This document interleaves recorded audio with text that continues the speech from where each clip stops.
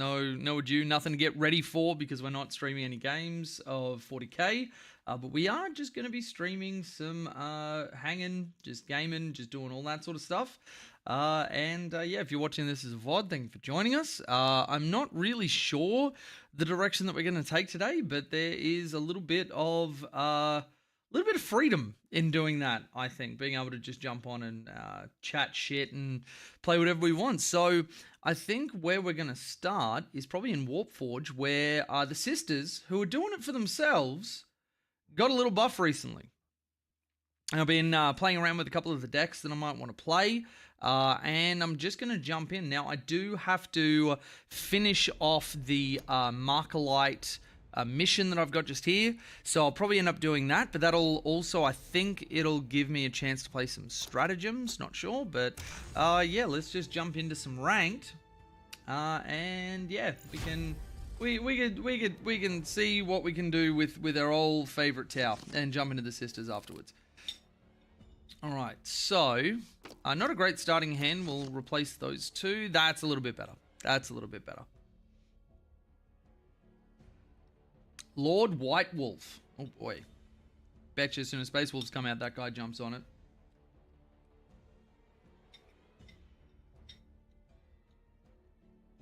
Decreas, how you doing, buddy? Good to see you. You will soon learn of the Firecast's Sorry, talk more, true but, strength. you know, mouthful. I don't know anything about it. Okay. So,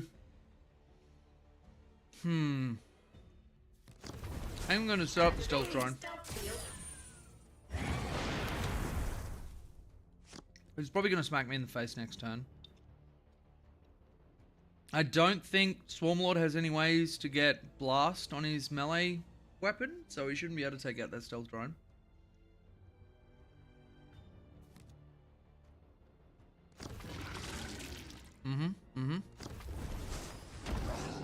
Fuck me, he put down a Tyrannid Prime. Hell yeah.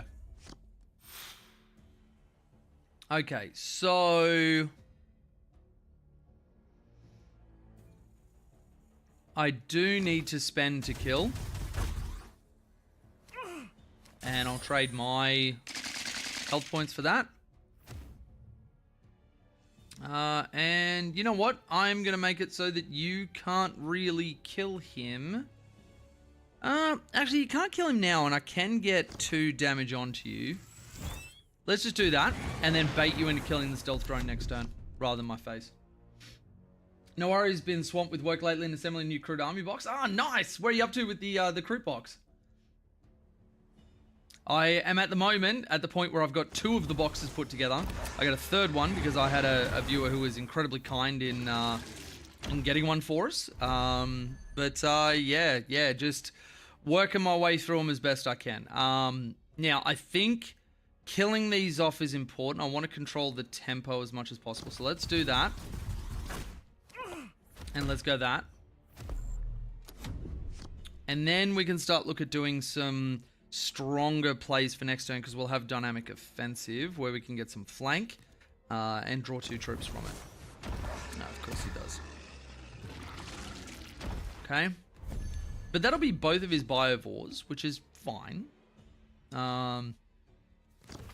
Let's go dynamic offensive. So now we've got a broadside that can come in next turn and flank. Let's just go that, because I've got nothing else to spend on. Let's kill that. A little bit of a slower turn, but next turn is going to be pretty good. And then once we get to turn 8, we have a Riptide with flank, which is going to be pretty goddamn nice. Masu, how you doing, buddy? Good to see ya. I assembled the 4 Crutox models, and the characters just need to assemble the 20 carnivores and 5 more boxes of carnivores. Oh my god. Yeah, it's a lot. It's a lot, I'll be honest. Though, you know, not to say that it's joyless, but yeah, it is quite a bit of work. Okay, so we are going to go flanking broadside. We're going to go Markalite onto you. Now, this is only going to deal 4, and then 1. And then I'm going to deal 4 to myself and 1 to him. And then that Spore Mine is just going to have to hit me. But I do not want to leave that Carnifex up. Not in any way, shape, or form.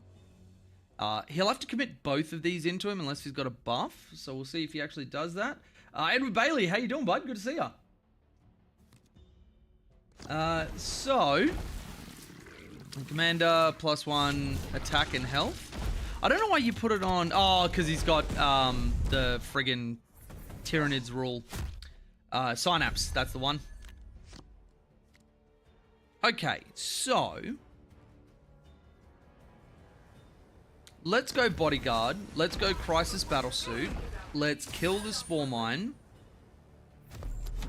And we've got a fair amount left on the table with a Riptide to come next turn. Now, for anybody not familiar with, like, Warpforge terminology or whatever, long range, whenever I do a ranged attack, they don't retaliate against me, so you just shoot them for nothing, but you lose the ability when you get attacked.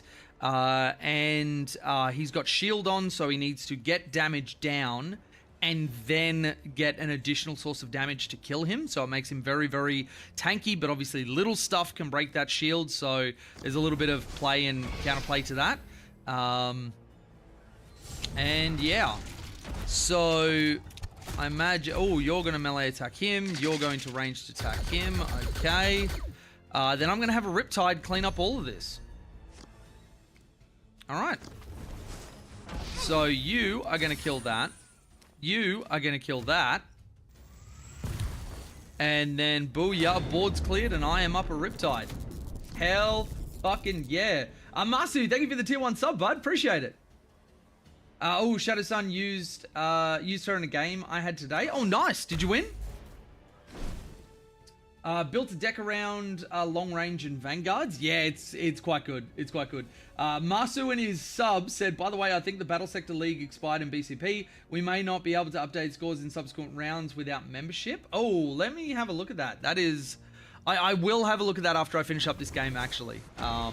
It shouldn't have expired, or maybe I set a date on it. I'm sure as the TO I can adjust the dates, but yeah. Okay, so let's then go. We're definitely going to put a shield back on him. I think Dynamic Offensive again will be good. Then let's go for... The Vespered Stingwing doesn't do anything this turn. What we're going to do is go Stealth Drone to turn the Riptide invisible after we finish up attacking. That is actually friggin' awesome. Oh, I should have used the Hero of the Empire. I forgot I had points left over.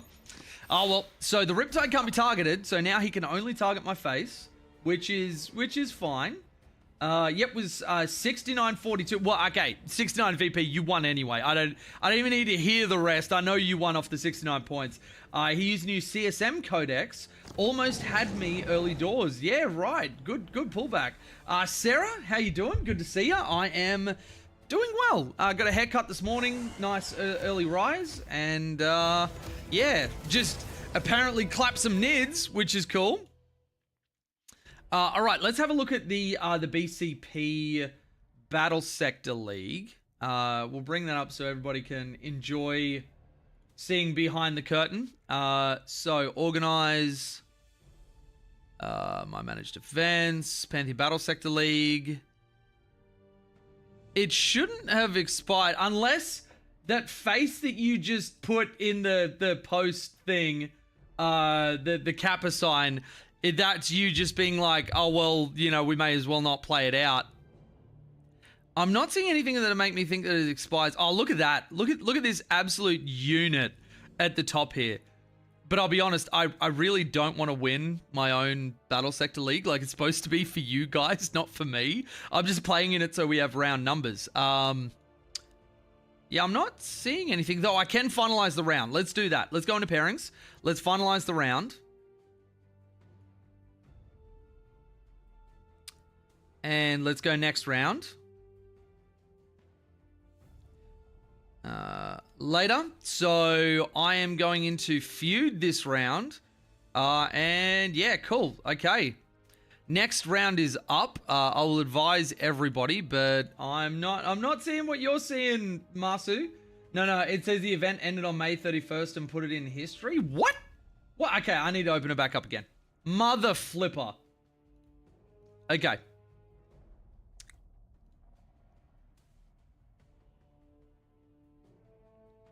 Looking like a swell jet, thank you very much. I'm obviously, because it's getting into winter, I'm obviously robed up. I'm going to spend as many of my streams as I can completely robed, or even like recorded videos. I'm going to be all robed up for all of winter. People will know that Australian winter's over when the robe comes off. Most likely in my OnlyFans. She's just too good. No, I played a lot of Battle Sector, and it's something that like I sort of threw together, and I think people are wrapping their head around it. So it's more like it's getting a bunch of people who haven't really played all that much before, and then just like seal clubbing. Thinking of getting a Riptide, not sure how to transport it around. I don't know what country you're in, Edward, but if you're anywhere near Australia, a lot of people in the competitive scene use Magnature cases. They've also sponsored some of my events. You can see like, you know, Pantheon GT and all that sort of stuff. They do really, really well. Like I've got my case that I can probably bring in and show if need be, but I don't know whether they ship outside of Australia. You'd have to check that. All right, so, oh boy, it definitely did. Okay, let's change that. We're probably going to be going, I'm going to go 31st of July, 7 p.m. Yep, cool. And let's go save. And that should no longer be expired. So let me know if that does the trick for you, Masu. I have a hoodie and a hoodie, and it is still too cold. You sound like Chelsea. You sound like Chelsea. All right, so I didn't do enough Markalite damage. I killed him too quickly. Why is it that I'm always too good at killing people? And then I play video games and I'm good at it again.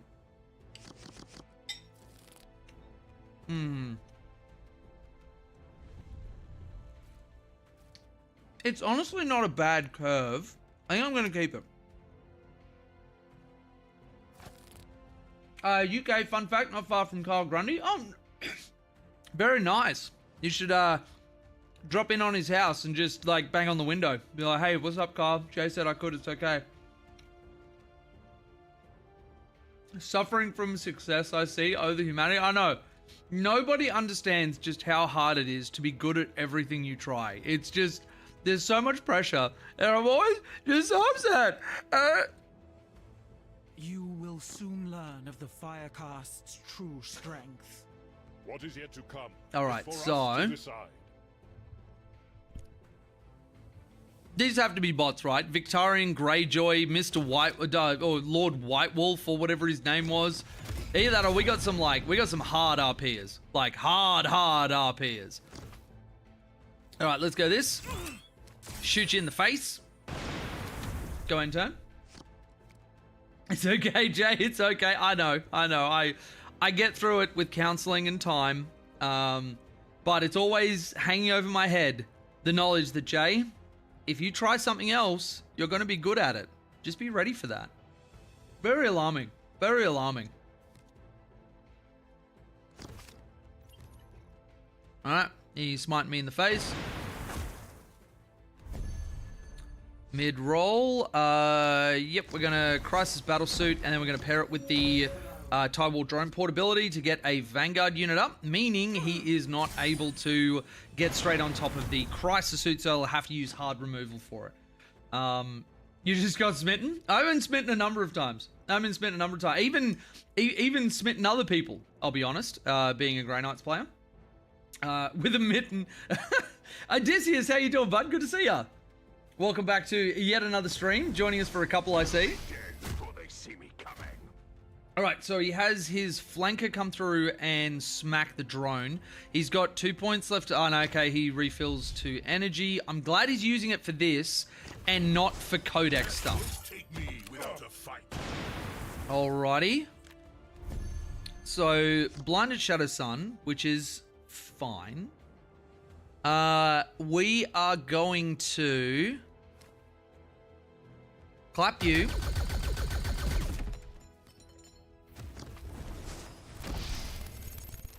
Clap you.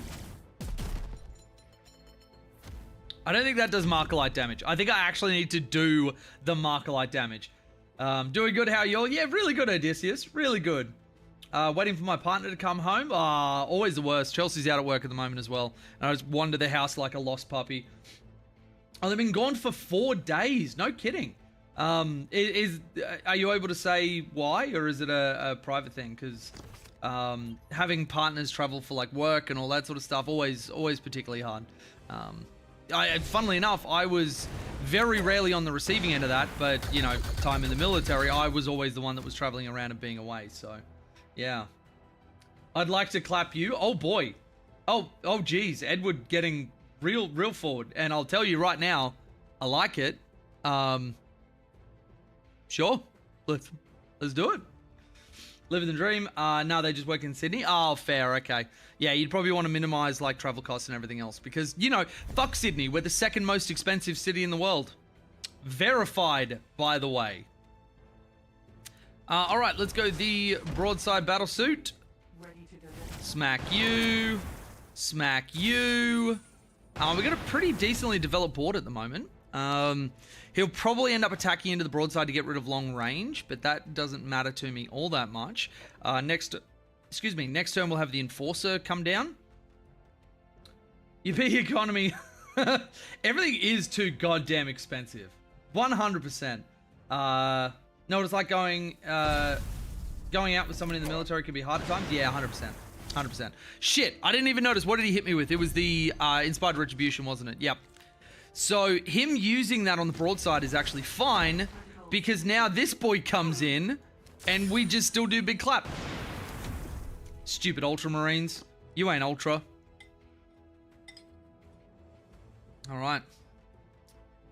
You'll all be happy to know some leftover Chinese for what is essentially my breakfast because I had to just get up and go for the hair appointment straight away.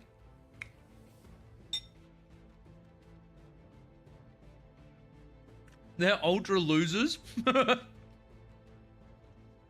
Really, why is Sydney so expensive? A number of reasons. One of the primary ones is that the government that we have had in for the longest time has essentially had property developers in their back pocket, and they don't do anything to actually protect our interests for like housing development and everything else.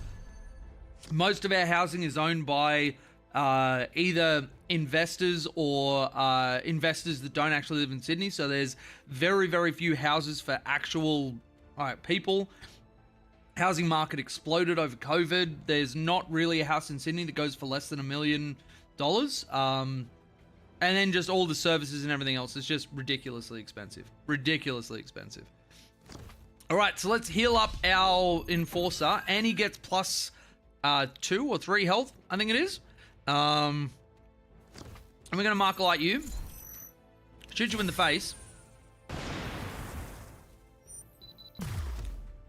And then I'm going to Dynamic Offensive.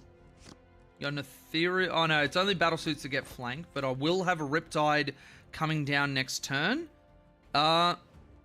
And I'm actually going to drop a Stealth Drone down so he can't tag my Enforcer. Pretty obnoxious. Pretty obnoxious. Love your name, Odysseus. It reminds me of the Odyssey. Oh, hey. Pat's in the chat. Thud, thud, thud. Horn! Oh, well, I guess that'd be... Greetings. I can't really do a Pat voice, so I don't have a register that low. I've been listening to the music a lot. It's really good. It's kind of been the go-to name since I read the Iliad and the Odyssey way back. Oh, interesting. So it is actually based on that. Nice. Epic musical is sick. It's a slightly edited version of the Odyssey. Odysseus was just a really cool hero, I think. Yeah, there's a lot of really good, like, hero stories from, I think it was Greek mythology, right? Poster boy is pale in comparison to the Talvar. Hell yeah, brother. Hell yeah. All right, Riptide coming down to smack your cheeks. We don't clap cheeks here. We smack them. We just straight on them cheeks. I'm not going to get my Markalite damage off, am I? Mother flipper. Oh, well. I really need to finish that. I think I need to go into bots so that I can farm them with Markalite damage. Because at the moment, I am just killing people way too well. I'm suffering again from my own success. Why must I be good at everything? You'll never know how much I suffer. You'll never know. Okay. Now what, buddy? You want a soda? I don't know why that always plays in my head. If anyone knows not South Park, Family Guy, where Stewie does that to Peter when he's upset, and every time I say, "Hey, buddy," it just like it auto completes in my goddamn head.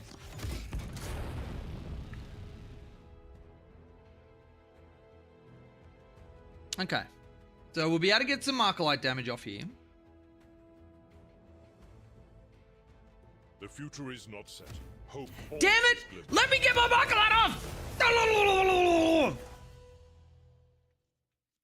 Ever played Kyle? No, haven't been to the UK since I was a kid, so never really been in a position to play him. You know what? I'm going into bots because I want to get this goddamn shit done. All right. So do you have Markalite, Carrion Tactics, Pathfinders? Do you have Long Strike? No. You're all right, I guess. Hero's Mantle, Guardian Drone, Carrion Tactics. Inspired Greatness, Cold Star.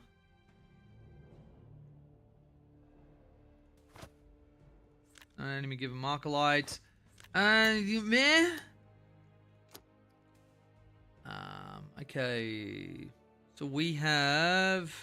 Man, these starter decks are bad. Man, these starter decks are bad. No, okay. Patient Hunter? Does that have it? Marker Drones, Pathfinders, Coordinated Engagement.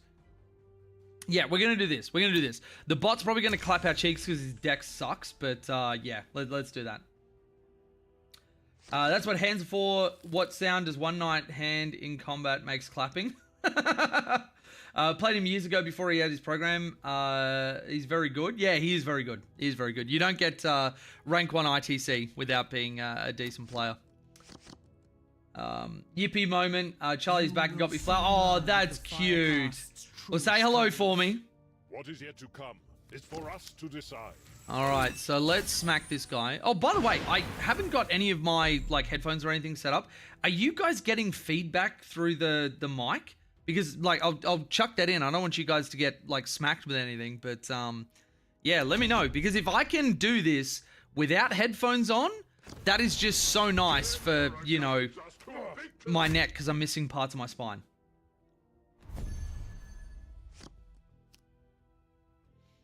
All right, so we're just gonna go this. Gonna go this. Gonna go this. Okay. Only thing I'd say is he didn't say what I could have done differently, but never pressed him on it. That can, it depends on the setting that you're in, but that can be hard where, like, you know, if I'm at a tournament setting and I'm trying to, like, rapidly pack up and do everything I need and whatever, like that, it can take a lot of my attention and make it hard to, you know, give people feedback and everything. But yeah, I'm sure, I'm sure he wouldn't have meant anything by it. Let's get rid of you, and that Piranha's probably going to die here. Not happy that he got down 2 units, but we'll see, because the bot can sometimes be stupid and not actually kill things. But yeah. Charlie says hi, Jay. Hi, Charlie! Not hearing any feedback. That is fantastic. That is fantastic. He did end up going for the Piranha. Fuck you, dude. Fuck you. Fuck you. Alright. Markalite. Marker Drone. 3 Markalite damage. We on the way. We on the way to finishing this goddamn quest. Oh, this is one thing that, like, I do like Warpforge, but I find that, like, the forced missions that you have to do, like, they do get you to play other armies, which is fine, but it does also kind of pigeonhole you into playing stuff that maybe you don't want to. This will be another 2 Markalite damage. Very nice. And On-Shi is a really great card. Really glad he's not getting deleted from the tabletop. That'd be really disappointing.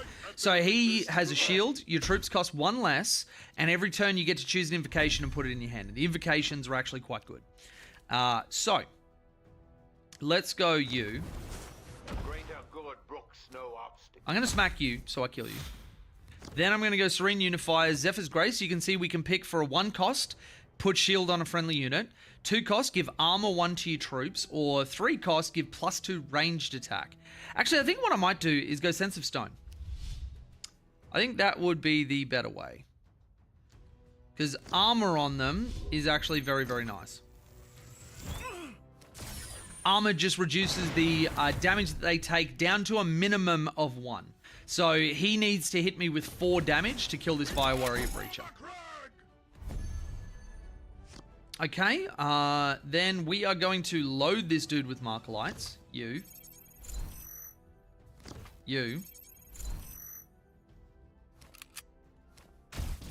So he takes 2, and then he takes 3. And then he takes 1, and then he takes 3. And yes, I take 9 to the face, but I don't care if I win this. I just want to get my Markalite done. I really don't care about anything else. Knowledge is my blade. Oh, fuck. My bullet.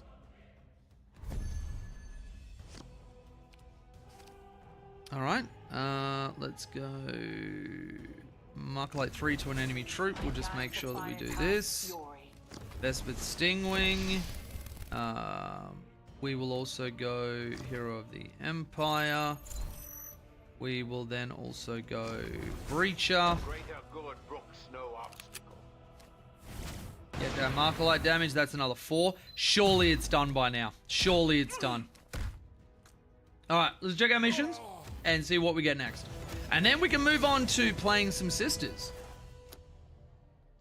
who will give us the Fisters. Alright, so a 300 there. Nah, I'd prefer it if it was a 400, but I guess it's not too big a deal. So what from the Ultra Depression can I get? Let's just go this one. Okay. Ultramarines pack.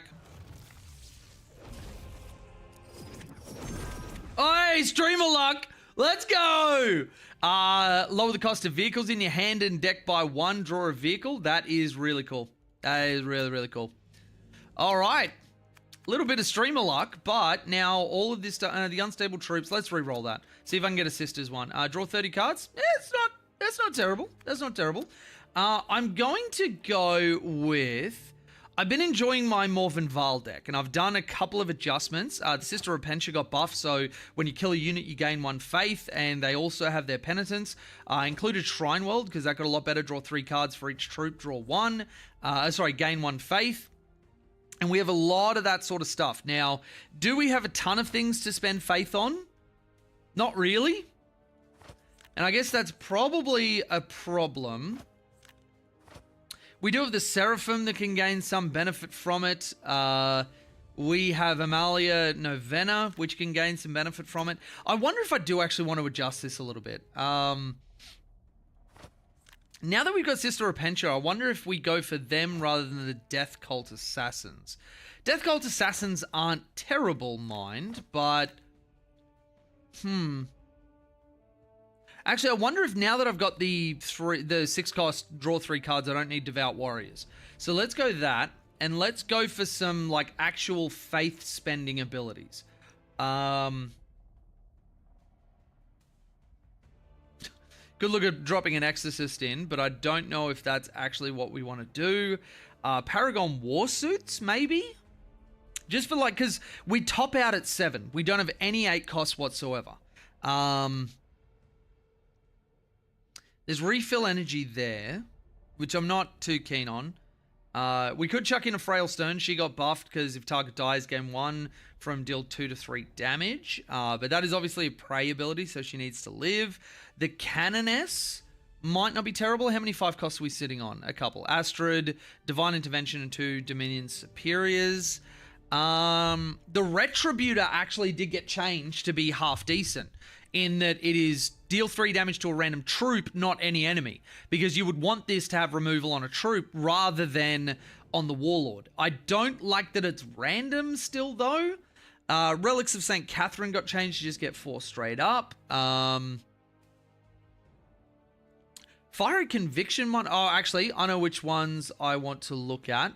I'm going to go a Beacon of Faith for +2 health to your units, which is always very, very useful. And then the other one I want is, I think, Miraculous Feat, where you can get invulnerable to a friendly unit this turn. With 5, extend that effect until your next turn. So I think we're going to go there. We're going to start with that. Change deck. We're going to go Morven Val, select. And let's see if we still keep getting clapped. Though, I mean, I haven't struggled to get ranked points, but yeah. Kyle is General of the Empire, J0 of the Empire.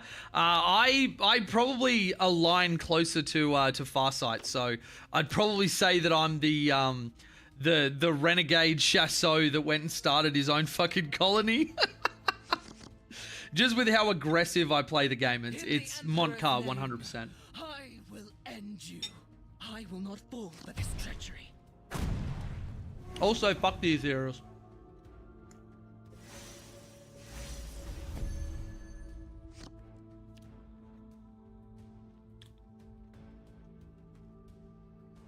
Alright, so we're just doing the same thing to each other this turn.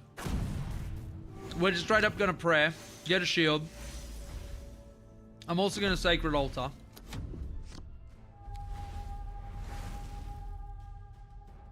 If I could ask, how did you lose part of your spine? Military service from Afghanistan.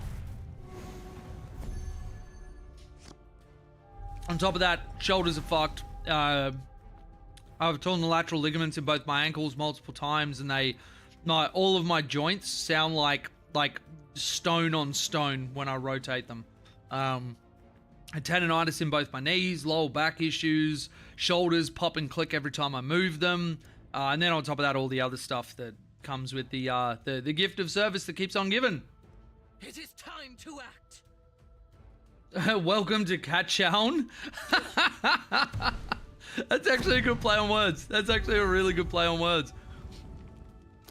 All right, I'm going to do nothing with my 3 costs. We're mirroring each other quite a bit here.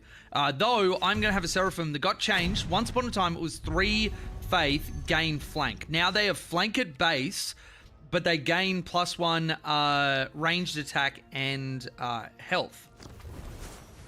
And I think that's a really, really good put down. Like, 255, pretty freaking great, if I'm honest.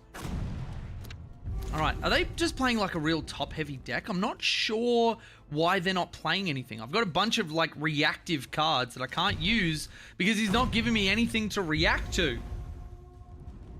With our great leaders, Snap, Crackle, and Palp. Alright, so let's go. We're just gonna smack you. There will be a mercy for the faithless ones. No faith for you. No faith for you. Stun me, you little cuck. No, not the Twisted Sisters. Yeah, buddy. Yeah, buddy. Yeah, I was in the military myself, so I understand the side effects. Oh, okay. Yeah, well, hopefully life isn't too bad for you, man, but it definitely happens. It definitely happens. Had a lot of the dudes that I worked with ran into very similar issues. All right, we're going another Seraphim. We're going to freaking smack you. And now we have a pretty monstrous lead. I should have used the +1 attack, but whatever. Whatever. This guy's getting smacked around. And because he keeps focusing on stopping my faith generation, which in this deck I don't really care about, he's actually losing a lot of board priority because he's too worried about me gaining faith rather than me just swarming and taking over the board. So Penitent Engine's going to put in some work. He's likely going to go for the Seraphim. Yeah. But it means that I can kill him with Morven Val's ability, and I still have a Dominion up. So we're going to go the Mortifier for our 7-drop. We're going to kill you. We're going to smack you.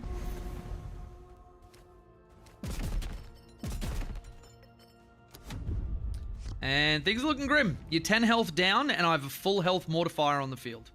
So, yeah. Yeah.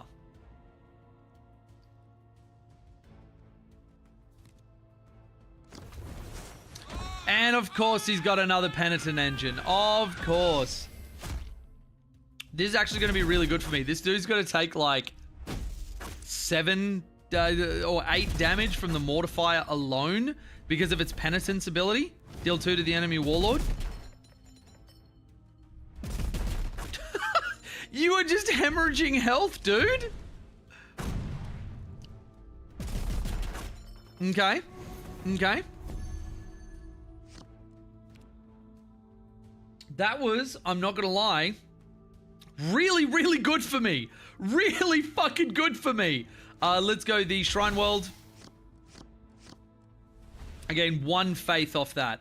Are you freaking kidding me? Let's chuck a preacher down. Was the son of a preacher man. All right. And this will be another form of faith generation. If he lives, Hymn of Battle, you either choose to gain a faith, draw a card, or deploy a Crusader. At this point, I could actually just start deploying Crusaders because they are like extra health, extra armor, all that sort of stuff. So, yeah. We are going to straight up Divine Intervention you. Get off my field. Then we are going to go... Was the son of a preacher man. The holy radiance of the Emperor burns within me. And we're going to end turn. And now he's got a shield, so he's even harder for him to remove. He can't just do the 2-cost talent that Morven Val has to increase range to melee attack by 1. Alright, so his Dominion does that, and then he's going to attack into the Preacher, but then I go up to 6 faith, or have you got a direct damage ability? Nope. Okay, let's go for... do I want to use my Arco Flagellance, or do I just want to drop a Seraphim and get him off the board? If I go Arco Flagellance, I can use Astrid Thurga to give a shield and pray. I think that's actually pretty cool. Let's do that. And then let's do that.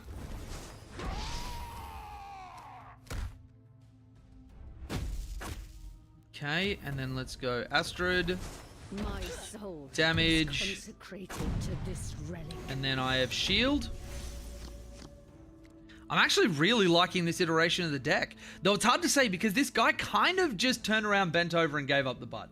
So I can't actually say if this is the deck being good or if it's him being good, but who knows. Okay, so the shield's gone.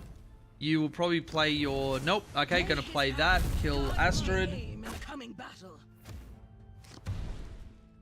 Yep, but I mean, I'm on 6 faith. Like, I don't care about any of this. Only in penance shall my soul be cleansed. All right, so we're gonna go Hallowed Martyrs. We are going to go Cleansing Flames.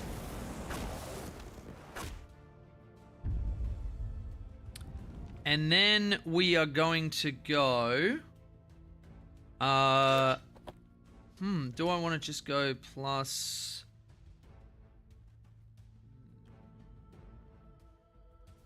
Yep, I'm just going to go Invulnerable.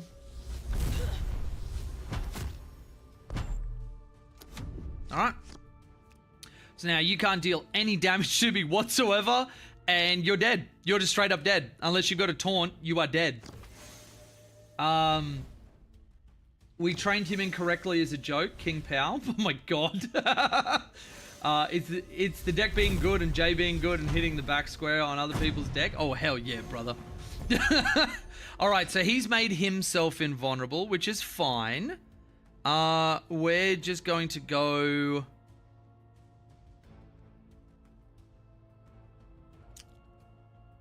I think I'm just going to attack into you and just go bang. Then I'm going to drop a mortifier. And I don't need to spend anything else, so we won't. A part of me hates not spending energy, but yeah. This does not end here. Hell yeah, brother. Okay, cool. First game of the new deck, first win. Let's collect our daily skulls.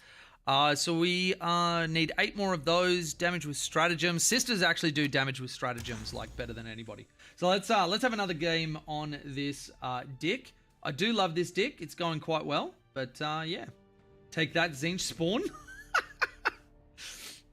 Just, yeah, Zinch Spawn acting like Morven Val, but it doesn't realize that I know it's not Morven Val because I am Morven Val.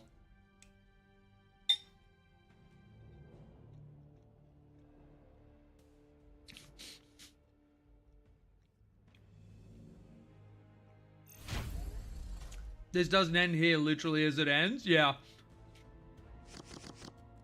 Remember to pick up your NZ Cole? Hell yeah, brother. Gotta get them fush and chops. In my opinion, Kiwis cop a lot more shit than they should. I actually really do like their accent. I will end you. Alright, we are unfortunately going against a bot, but I might actually go back.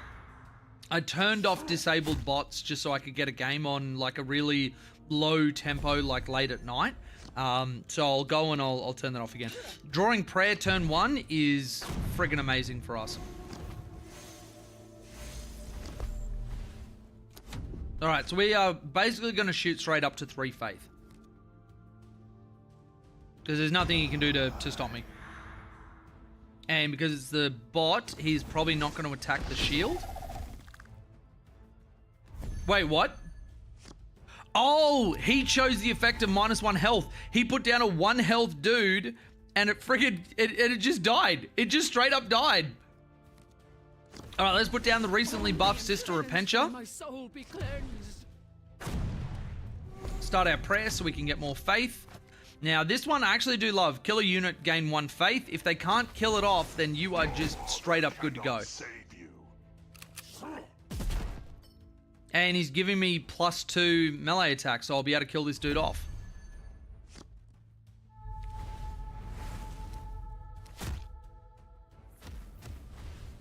And I go up to 5 faith. Wonderful. I'm also going to put on my retaliation. And then go that. Gain some more faith. So for anybody who doesn't know what I just did, Hallowed Martyrs, your Waller gains Penitence, which is whenever you're damaged, deal 1 damage to 2 enemy troops. It doesn't sound like much, but it's pretty goddamn insane.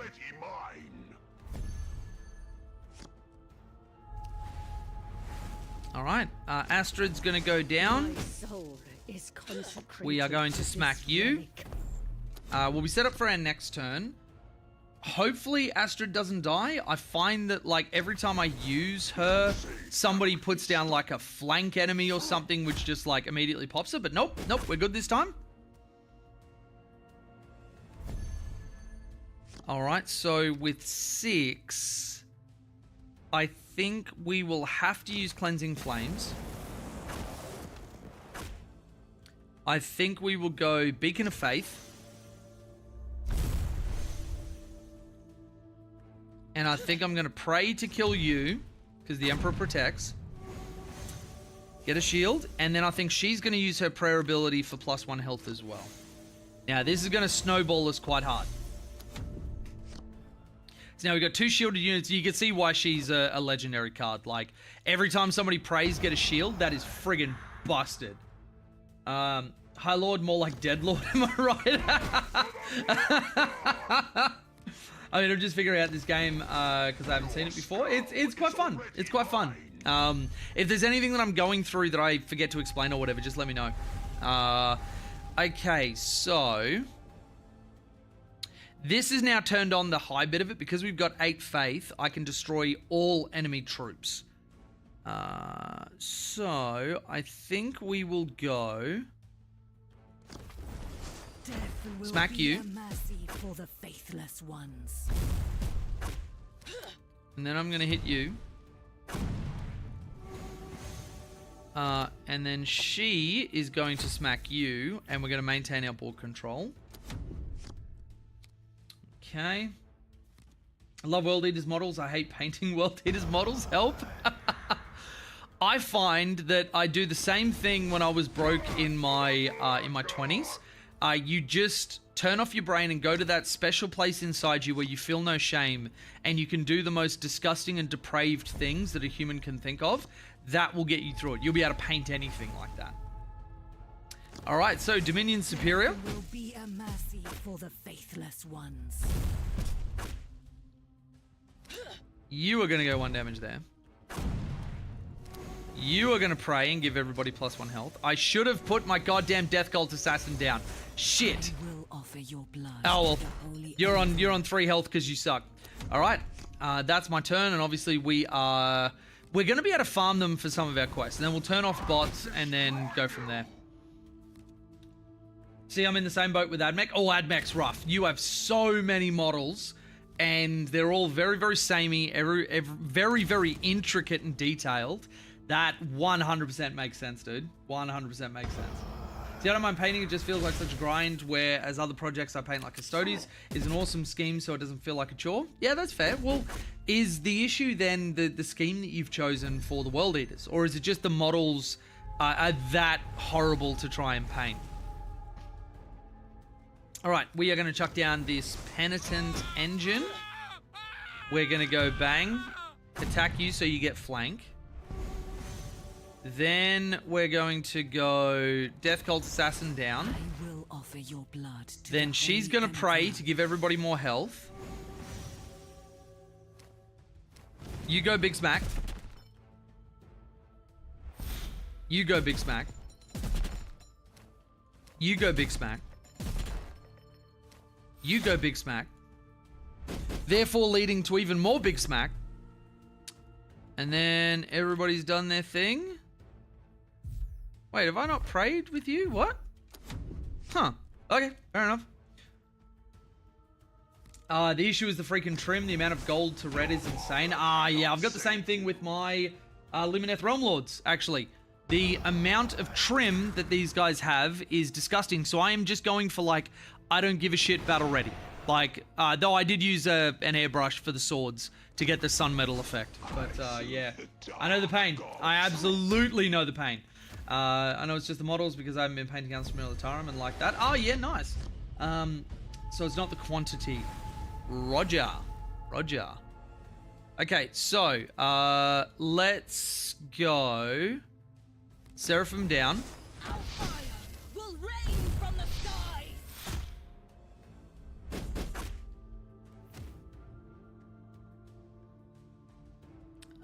Then I'm gonna go like that. Give him my shield. Then you are gonna go like that. Clean that shit up. Then you're gonna go like that.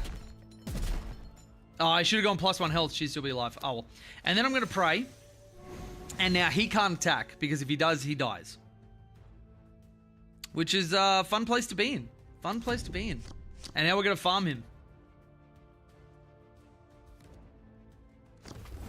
Okay. Ooh, Chaos Lord. Okay.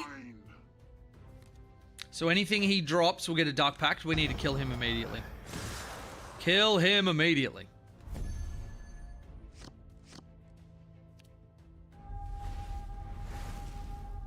Alright, so let's drop a... Oh, actually, we can go a Mortifier. Arco Flatulent. Should have done the Flagellant first. I forgot about the Modifier.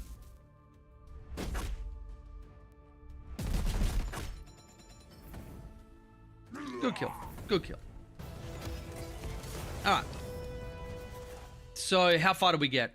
Damage with stratagems, draw 30 cards. Yep, cool. Alright, let's go disable bots. And let's get into a rank game. let's get into a ranked game.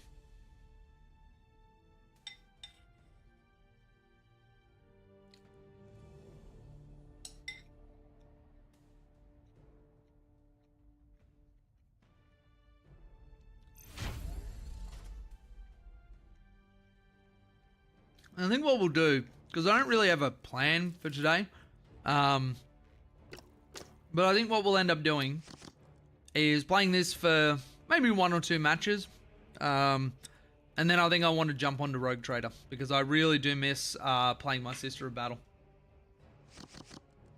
Ranked games is where you get your poo pushed in. Sometimes I'm doing the pushing. It's a mixed bag. I'll be honest, it's a mixed bag.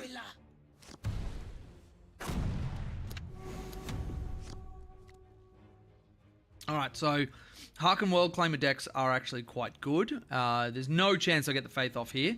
But as we've seen, I actually don't really care. Well, he didn't attack me. What? Huh? You're giving me free Faith. Burns within me. Okay. Wouldn't AdMech be made easy, but just priming gunmetal and then grabbing an airbrush and getting the cloaks done? Maybe. I don't know. I'd have to ask Alex, but if you're just going for strict battle ready, you probably could do it that way. But if you're wanting to do like parade ready, that stuff takes a long time. And AdMech are also a pretty insane dollar per point army as well.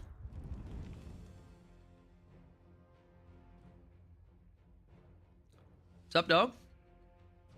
So he not dead. I don't get my Faith. I think getting Hallowed Martyrs on will be important. We're going to do that.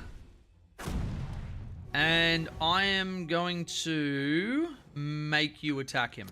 Because if you use 2 of your energy to do the blast, that actually still kind of benefits me. So, yeah.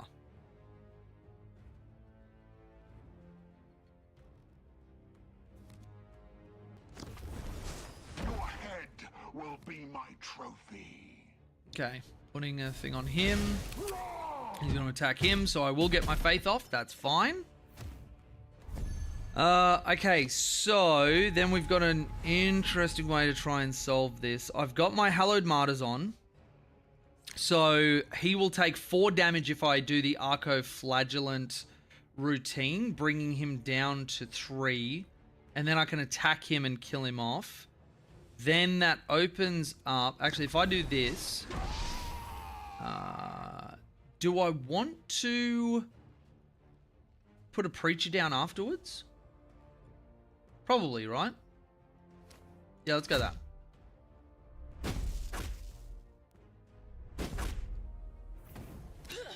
Now let's go this.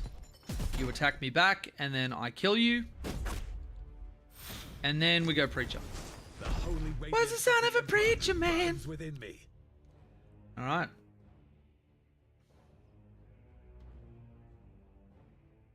This is what I get for having over 120 Skitari. It's why I'm waiting until I get my airbrush to start, but if you're doing detail, it gets really difficult to do it right with shaky hands. Yeah, no airbrush. That's rough. That's rough. AdMech are some of the coolest models, though. I wish they weren't in the doghouse right now, but a part of me is glad. They were really good too long, I think. I think they were, yeah, they were in that state when I was kind of getting into the game. Alright, so we're going to go there. We're going to go you. And we're essentially just going to trade him straight up. But that vulnerable dude is gone because I absolutely friggin' despise him. Oh, didn't mean to click off that. There we go. Their favorite looking army outside of Tau. I just want them to be decent. Yeah, it kind of feels like GW at the moment doesn't really know what to do with them because points cuts are not doing the trick. They're not doing it.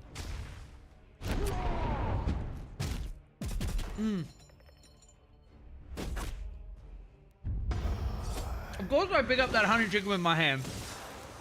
And then it ends up being the most, like, difficult thing to eat. It's just, like, trying to chew through solid bone. God damn it.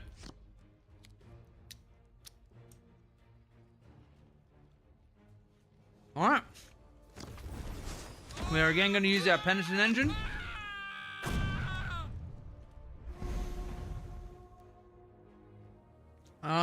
I can't kill him.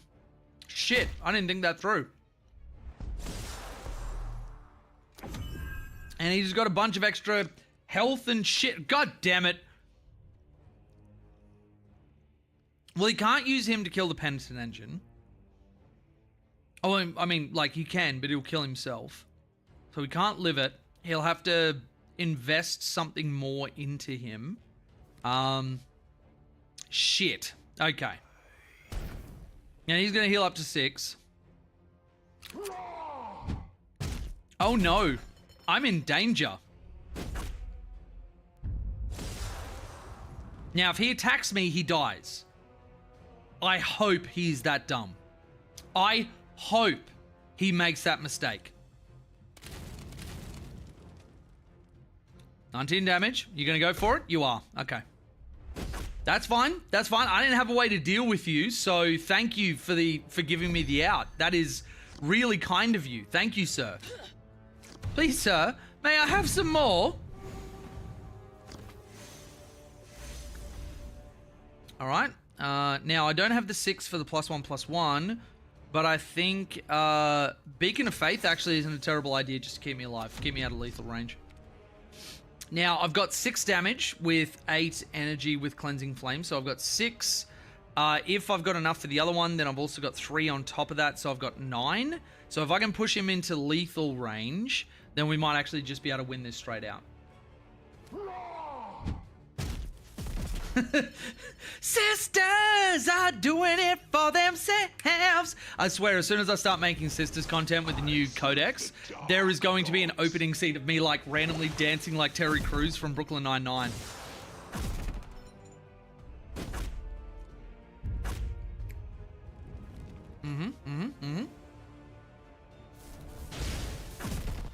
Yeah, so he's trying to push me into lethal range. Okay. Let's go Cleansing Flames.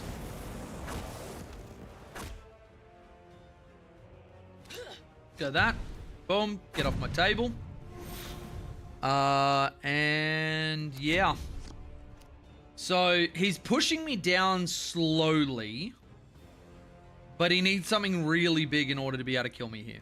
And oh no, he hits the double draw before I do. Mother flipper. Okay. Okay. Yep. Yep.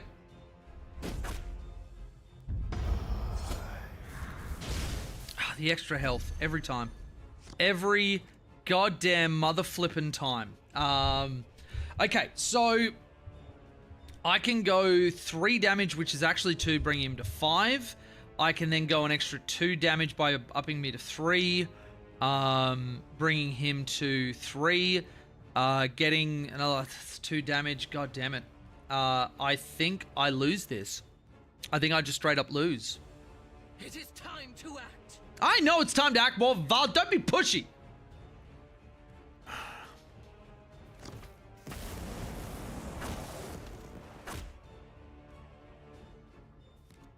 All right, let's do a stupidity test. Let's see how dumb he is.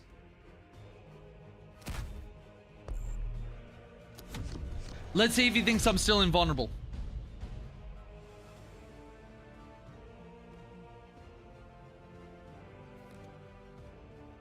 Okay, he's just testing me with the Helldrake. Okay, all right.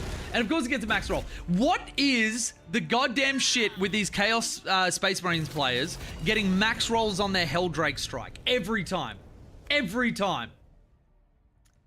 Ugh, not dumb. Yeah, confirmed, not dumb. Oh, well, what can you do? Pray 30 times, trigger strike 15. Strike, I would need to go down the route of the Preacher Man. Now, I'm going to get the crystals here because they are super important for upgrading cards. Upgrading cards gets us along our track. Let's go upgradable. Fire Conviction. Okay.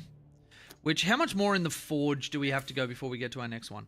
We are 90 points off getting 2 booster packs. Okay. So, in terms of that then, let's look at the Blade of Faith ability, deck that we've built. We do have the Preachers in it. Do we have the other guys? Let's drop the Preachers out and let's get 2... of the missionaries that actually have strike. Let's just do a quick search.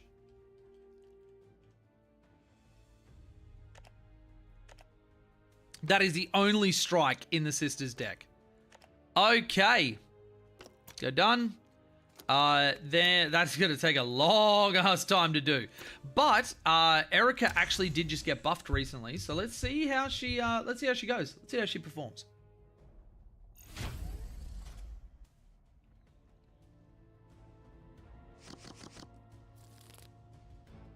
Alright, we'll get rid of the dog and the Zephyrum. Conviction of Faith, I don't think I need right now. That is much better. Stuff that can develop the board. Okay, Orcs is an interesting one.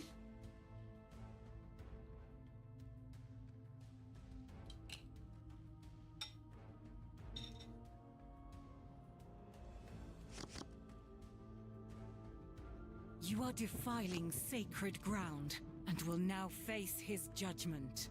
Let's get some action, boys. Okay. Basically the perfect opening turn. They're -1 health, okay. I thought it was more than Val for a second there. I tried to hit him and give him health, apparently.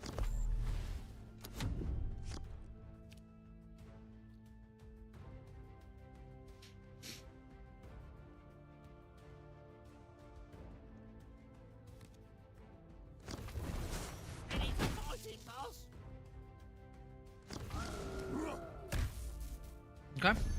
Okay.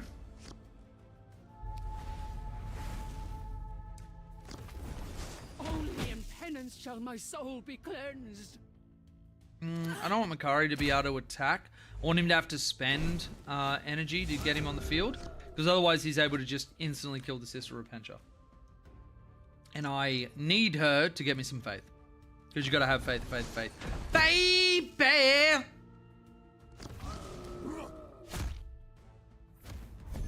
All right, well that's fine.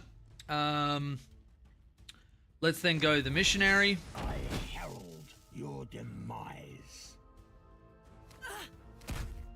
Because once again, him just playing Makari and drawing troops is not actually developing his thing at all. And now he can't use his talent because he's got a full hand. So he needs to start getting things on the board. Okay, the flank's just going to kill him straight up. Cool.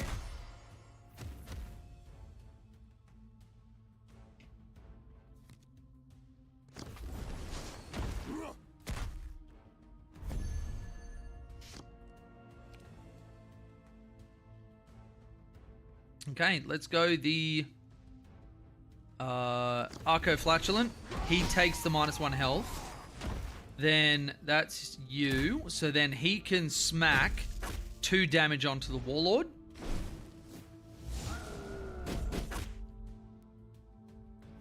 And then I can give +1 health to that one. And now he has to worry about, not only is his hand still full, he smacks him, stops my faith, but he then takes 1 and then an additional 2. So we are getting some pretty significant benefits here. So the buggy is attacking him. Awesome, puts him down to 3, which means that my cleansing flames can just kill them straight up. So I think that is a good way to go. Let's do damage with that. Kill both of them. We're going to have unstable explosions just here. Awesome, he takes 3. Then this damages me. Then I can start to push his face, or I can get the Sister Gunner down. If I put her down, she loses enough health that she's just in kill range for him anyway. So I think we're going to go Fury the Righteous. And we're going to start pushing lethal on him, because Orcs I don't think have a ton of ways to heal. He can't use his talent because he's got no talent. Count Lavender looks like a mobile game. I mean, you can play it on mobile, but it's just a CCG. It's, yeah. Okay, I was immediately proven wrong. They do have a way to heal, and he hit me with concussive.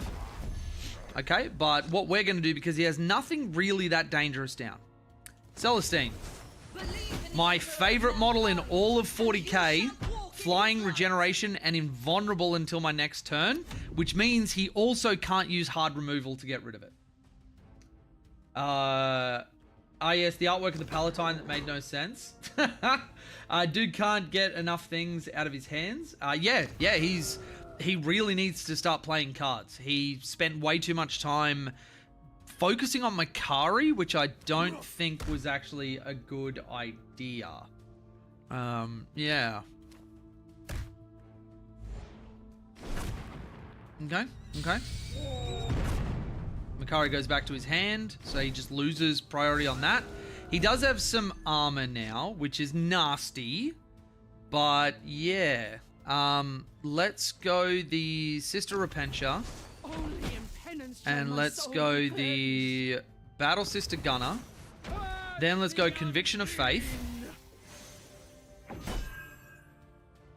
Alright, and then smack you in the face. That's 6 for you. And then, yeah, I'm just going to smack you as well.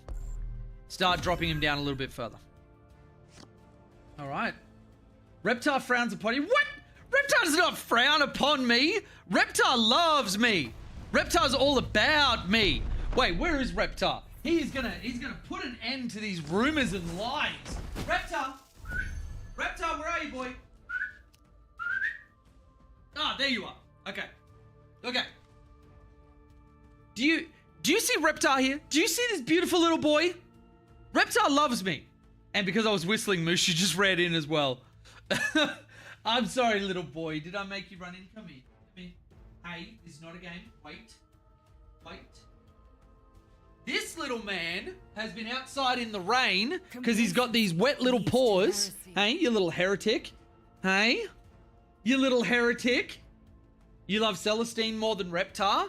Yeah, that's fair. But I mean, it's Celestine. What am I going to do? Not love her? Heresy. Heresy. To the Holy Emperor. Okay, let's just smack onto you. Give you big smack. And then let's give Makari some big smack. Hey, little boy. Oh, you're pretty cuddly. Oh, big yawns. Were you sleeping, were you? Hey, were you sleeping? You're a beautiful boy. I always love cuddle time when he's like this. When he's not a demon racing around the house, hey? Odysseus, Mushu, Odysseus said hello. Oh, he's a little tired, but he says hello as well. I actually do love that Chelsea and I like enforce personalities onto our pup so much. How old? He only turned a year old like a little while ago. So yeah, he's not that old at all. He's still like, he's technically an adult, but he's still got the puppy stuff. Hello, you smell in my mouth? Yes, I did have Chinese food, little boy. But it's not for you. It's not for you. Now, I'm going to make myself invulnerable until next turn. So you can't do shit against me. Hey, no licking my microphone. How many times do I have to tell you not to lick my microphone? I wonder if that means that you guys could actually hear the licks. Oh, he's a baby? Yeah, he is. Don't worry, I do that too. I feel like all dog owners do. He is so cute, Edward. That is the only correct response to my beautiful little boy. Hey? Who's my wonderful little man? Do you want me to set up your bed? Set up the Mushu cam for everybody so they can see you in all your glory? Hey? You beautiful pup. Though you always get really, really upsetty spaghetti whenever you're on those. Okay, so we are going to go Astrid. Because she's amazing. To this realm. And then we are going to Mushu, no licking. Get some health. He opened up my robe, the little degenerate. And then we're going to go the Zephyrum. And she gonna smack. Oh, lie down, baby. Lie down. Is she good on the tabletop? Is who? Astrid or Celestine? Yeah, happy with that. Happy with that. So we're in a good position. We're in a good position. Oh, little boy. You're so falling off. You know what? Let me move my food and you can go up on my desk and you can lay there, hey? We'll move Reptar. Be nice to your brother. Alright, here we go. Here we go. Up on the desk. Here we go. Here we go. Here we go. Mushu, can you lie down for me? Lie down. Lie down. Come on, lie down. Move that girthy rump. Lie down. Mushu, lie down. Very good boy. Very, very good boy. Alright, we are going to pray for some health. We're going to get that health because we pray, because the Emperor protects. Then we're going to go that. Then we are going to go this.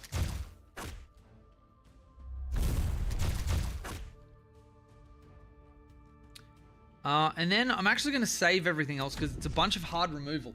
We have really, really not had good draws this game. Astrid, I couldn't tell you a single thing about her. Actually, while my opponent's taking his turn, let's bring up Wahapedia with Astrid. And obviously this will change once Codex comes out. But Wahapedia.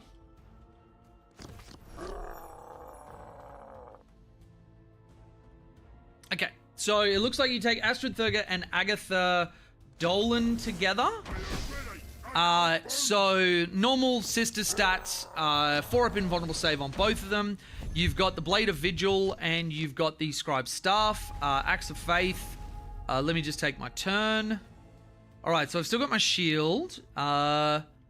Let's then go Amalia Novena, gets rid of you. Then let's go another Zephyrum. Then let's go Beacon of Faith. Then let's go Fury of the Righteous.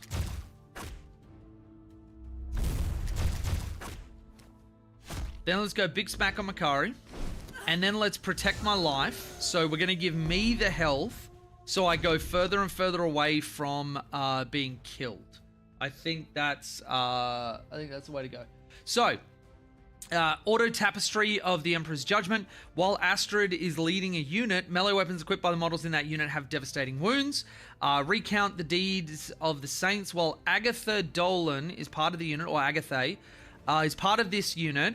Each time this unit performs an act of faith, the result of one of the miracle dice used in that act of faith, is first improved by 1. That's actually not terrible.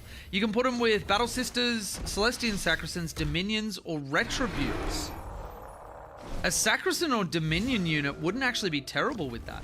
Obviously, it's a points sink that you've got to go into, but yeah. Okay. Do these guys have flank?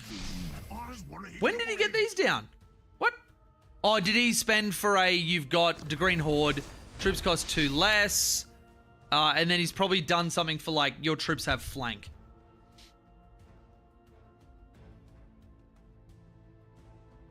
Though, he doesn't realize he fucked up because I've got Divine Intervention. And all I need is 1 more faith. Oh shit, I need 1 more faith.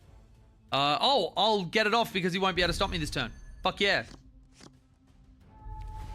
Don't want to kill you just yet. Let's scrap again. Let's go! So tempted by the Gene Stealer Cult limited edition codex. The cover is gorgeous and have the best boy on it.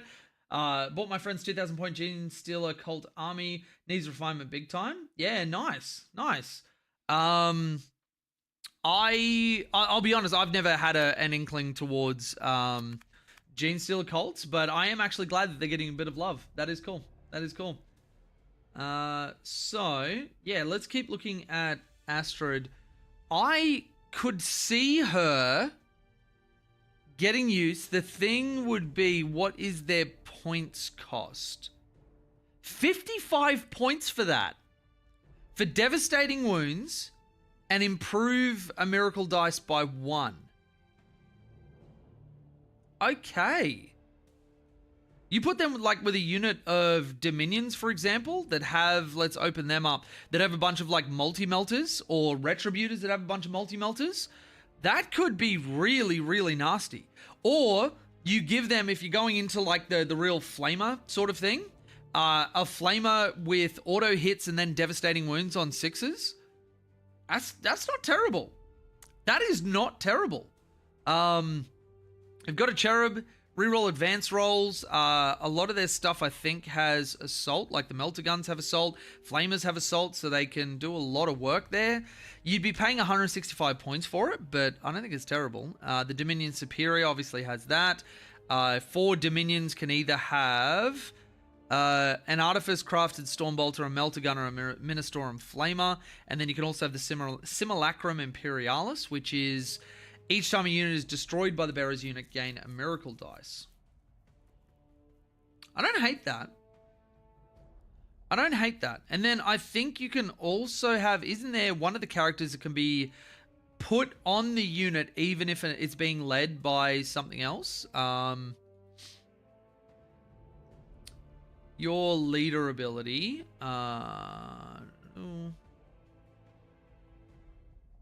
Lethal hits, miracle dice, more mortal wounds. So it's not the Palatine. Image of Fire. This model can be attached to... it's only a Battle Sister squad. Even if a Canoness, Palatine, or Junith is already attached to it. Okay. Well, yeah, but like... she's actually not bad. And she's also a 2-up save. 2-up save, 4-up invulnerable means that she is a little bit harder than people would think to remove, especially with miracle dice being able to supplement one of those rolls. That's not terrible. That's not terrible.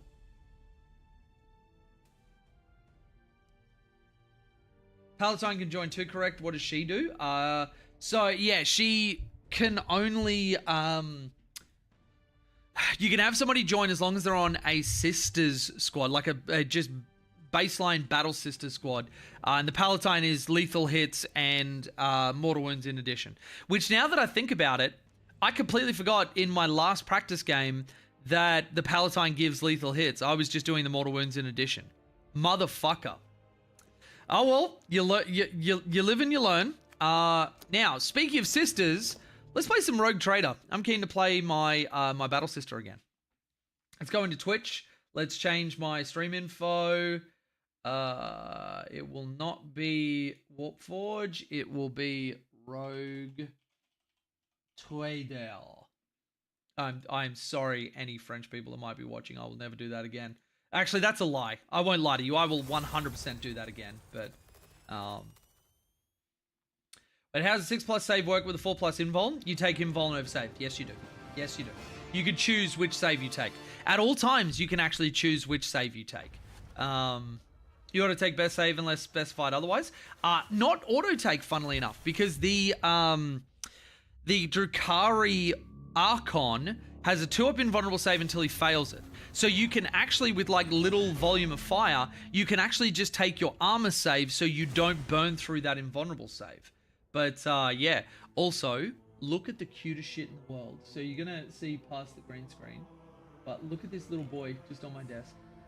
Look at this little cutie. I love my little man. I love my little man. All right, now, is that still... Is that where it was? I feel like it's pointing down a little. I feel like it's pointing up too. Let's go like that. We want one. He's so cute. Yeah, he is. He's a purebred Shih Tzu. Chelsea has always been a bull breed kind of person, so she was a little bit hesitant to go towards like a smaller dog, but I always grew up with Shih Tzus. And she never realized you could have a dog that would like let you pick them up anytime you want, that would want to be around you all the time, would give you like lots of hugs and kisses and everything else. And yeah, he's just like the perfect companion animal because he can be anywhere. He comes up on our bed. He sleeps with us. He we'll do this cute thing. It's actually up on the Patreon and my Discord where he'll puppy hat me when I'm laying down trying to reset my neck. He'll actually lie on the pillow over my head, like curved around my skull. It is the cutest thing. The cutest thing. But yeah. All right, so let's load the game. I do have a secondary game that I'm playing. It's not going to be Tessera. It is... Oh my god, I forgot that Alex made me call myself Mushu Lee Man, which is little boy right here. Okay. So... Which is the most recent one? It is that one. Okay. Oh, now, how the hell am I going to play this game when I've got the cutest little boy in the world blocking off my keyboard? That's a conundrum. That is a conundrum.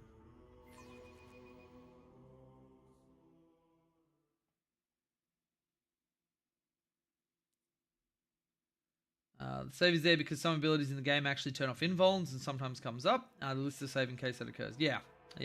Some data sheets have a 7+ save, I think, which you only get a save when in cover. Yep, absolutely correct. Absolutely correct. All right, so where are we?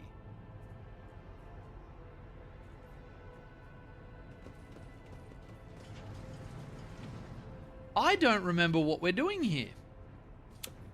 That's always a good place to be, right? With each step, I fall. Let's clear that with athletics. Okay, goods. We have some Noble Silk Gloves, +5 to Persuasion.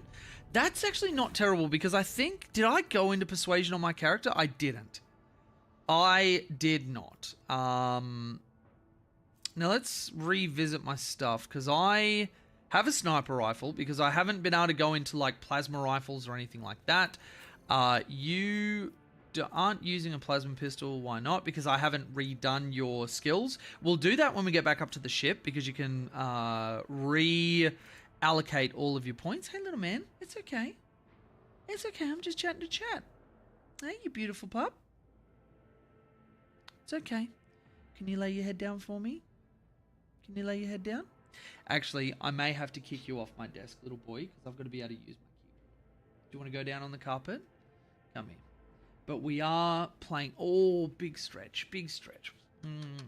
Okay. Oh, that's a big stretch. That's a big stretch. You're a good boy, Mushu. You're a very good boy. All right. So, now that I could use my keyboard properly... Yep, okay. Oh, we've got the Inquisitor with us as well, who's got his Force Sword. So... Actually, we'll go in here because I can actually see what's in here. Not really a ton. Okay, so we got some mutant traders. Oh, I think I remember what we're doing. Grah! Protect the child! Oh! Guide my path to glory. Hey there. Oh, look at the hand. Oh, look at the hand. Oh, boy. Wait, did I just shoot? Did I just shoot and kill it? Okay. Medicae. A deep cut extends across the mutant's throat and a holy aquila has been carved into the forehead. Traitors are often executed this way. Oh boy. Oh boy. Okay, let's look at goods. We have data crypt. We shall reclaim what is rightfully ours. So nothing there. Let's grab these goods and a little bit of these nuts. Research notes of Lavis Laboratorum, Custodian Fortunata, or Celia. Are you just murdered live on stream? Is this 40k Diablo? No, this is 40k Baldur's Gate 3. Essentially. Keeper Theobald graciously agreed to provide samples of his skin growth so we could study the influence of the rebellious immaterium on the flesh of the Navis Nobilite.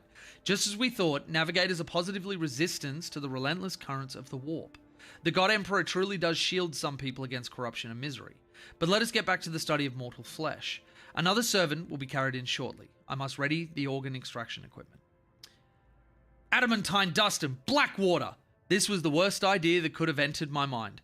God Emperor be praised, I am lucky to still have my head on my shoulders after this reckless experiment.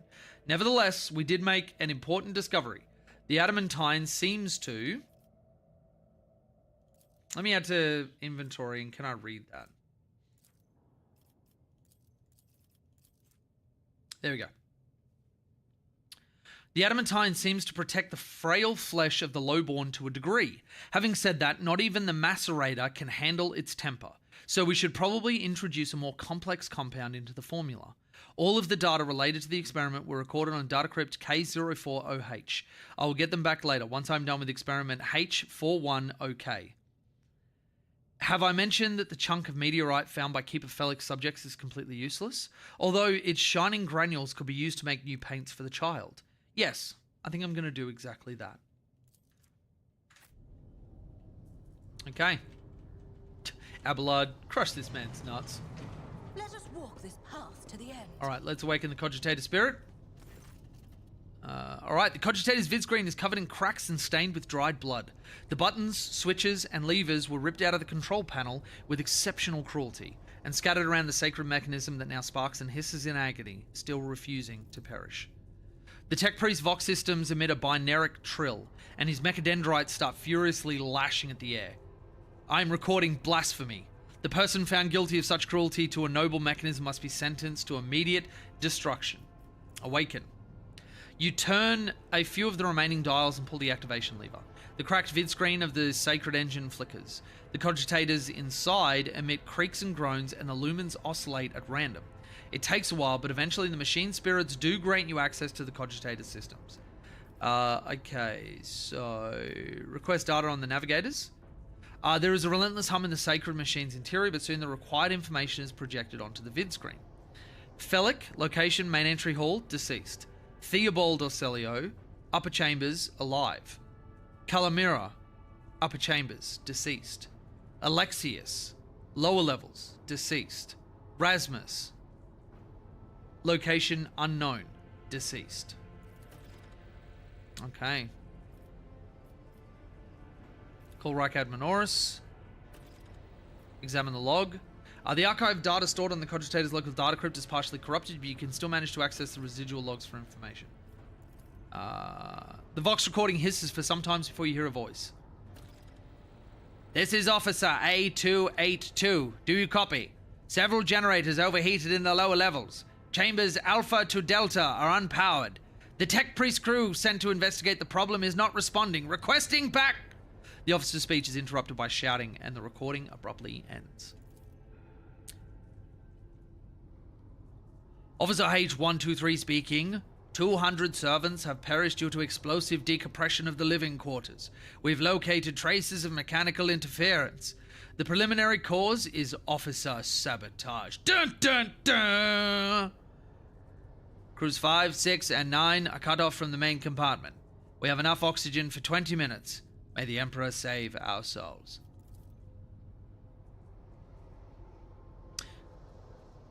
Senior station officers, this is the captain speaking. We attempted to contact the Winterscale Scion for help, but something is jamming the signal. We never received a reply, and we cannot be sure it was even sent in the first place. A rescue team is not coming. We are on our own, so remain vigilant. Anyone could be a traitor. You hear me? Anyone. If you're in doubt, shoot to kill. The following Vox recordings are too badly distorted to make out even a single word. Identity confirmed. Regent Aronto Orselio. Date of visit classified. Reason for visit classified. Date of departure classified. Required access level security captain or above. Current access level senior security officer. Tech use 25. We succeed. We easily bypass it. Most of the encrypted data has been wiped. You find traces of the purge protocol. Recovery is impossible, but a list of the most recent commands, having been embedded in the machine spirit's consciousness, now flits across the screen in a single creeping line. Child, delete, picked, flow, disable, access, code, annul, station, controls, delete, activate, shuttle, self-destruct, purge, command log. Only the keepers of the station have access to the life support systems, but Keeper Theobald has not left the child's side, and neither had I. Could it be that... Interesting. Let's go available commands. Let's go man elevator controls. Activate it. Return to list of commands. Switch to main chamber. Open all doors. Warning. Data corrupted. Processing. Error. The spirits of this sacred machine require special purification rituals in order to restore utilization of the lingua more familiar to the citizens of the Imperium. Requesting access to the device. Go ahead. My humble prayers have satisfied the machine's requirements. Logic 40, Armory. We succeed. The Armory is available. Main chamber controls open all doors. Main hall. Library. Adjacent compartment. Technical areas. Guard room. Laboratory. Beautiful. So we've opened up all the doors. Which means we should have access to everything. That's right. We're on this station where we are trying to get access to a navigator. That's right, because our one got, like, burned up in the warp or some shit. Alright, list of available commands. Step away from the cogitator and dialogue. Let's go through here.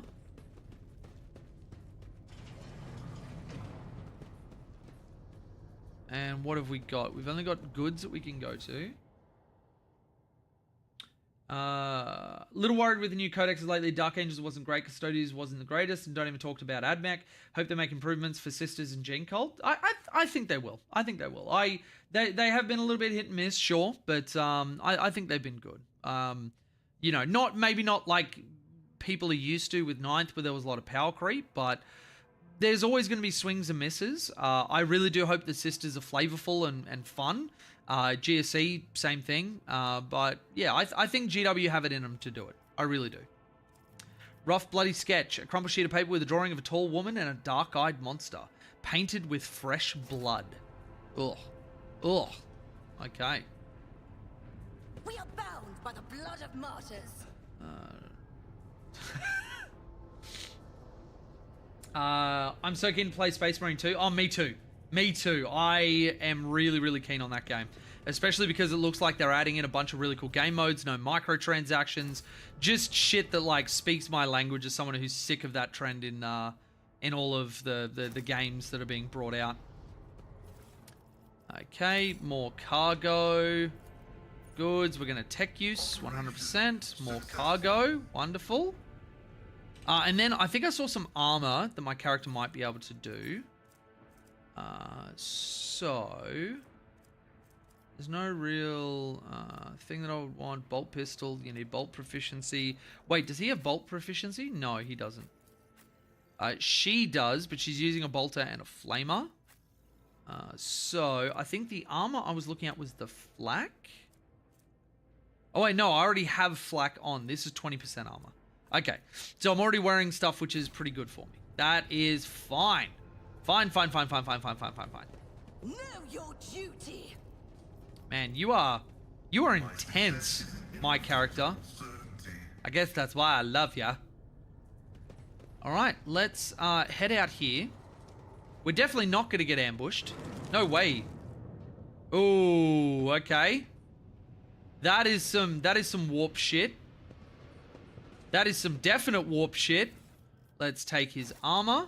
With each step, I forge my destiny among the stars. What is doing this? Oh my god. Okay, examine that. Synthetic amniotic fluid pools across the floor. Barely discernible traces stretch to the side opposite the entrance. Okay. Let's start collecting. Starting from this side. The caustic stench of reagents sears your nostrils and broken glass crunches underfoot. Somebody wanted to destroy the laboratory or find something. Goods. We have a data crypt K040H, which I remember from the other one. I wonder if we can actually read those. Info doesn't tell us anything. So maybe we have to install it somewhere. Let's come over here and go those goods. So we have biogel, we have black water, and we have unidentified acid. Interesting. Psi crystal. Okay. Goods there. We have a flesh sample. Love a good little flesh Let the sample. faith guide my path to glory.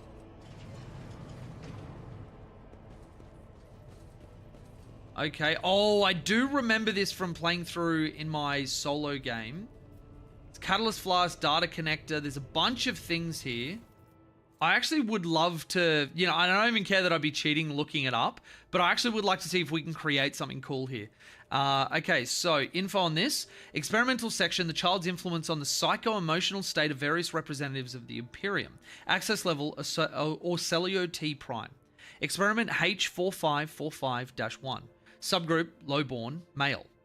Test subjects exhibit signs of acute stress. The majority perished of blood loss within a day of being placed in the laboratory chamber due to the inability to halt the discharge of ocular secretion, tears, and the body's subsequent replacement of these secretions with the connective tissue of its internal environment.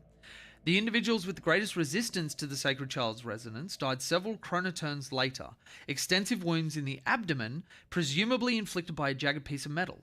Death was caused by strangulation with the subject's own intestines. The subject's final shouts exhibited concerns over abominable tentacles and void worms, hallucinations prescribed to their own internal organs. Experiment H4545-2, subgroup lowborn, female. The test subjects died within an hour of entering the laboratory adjacent to the child's chambers. Most had their tongues bitten off or their jaws badly dislocated. Some test subjects lacked the physical strength to separate it from the rest of the skull. Cause of death, severe head injuries caused by impacting the walls or the floor. Experiment H4545-3. Subgroup, a paralyzed patient who lost the ability to speak due to the shock caused by a manufactorum accident. Male. The test subject noted a tingling sensation in the deteriorated tissue.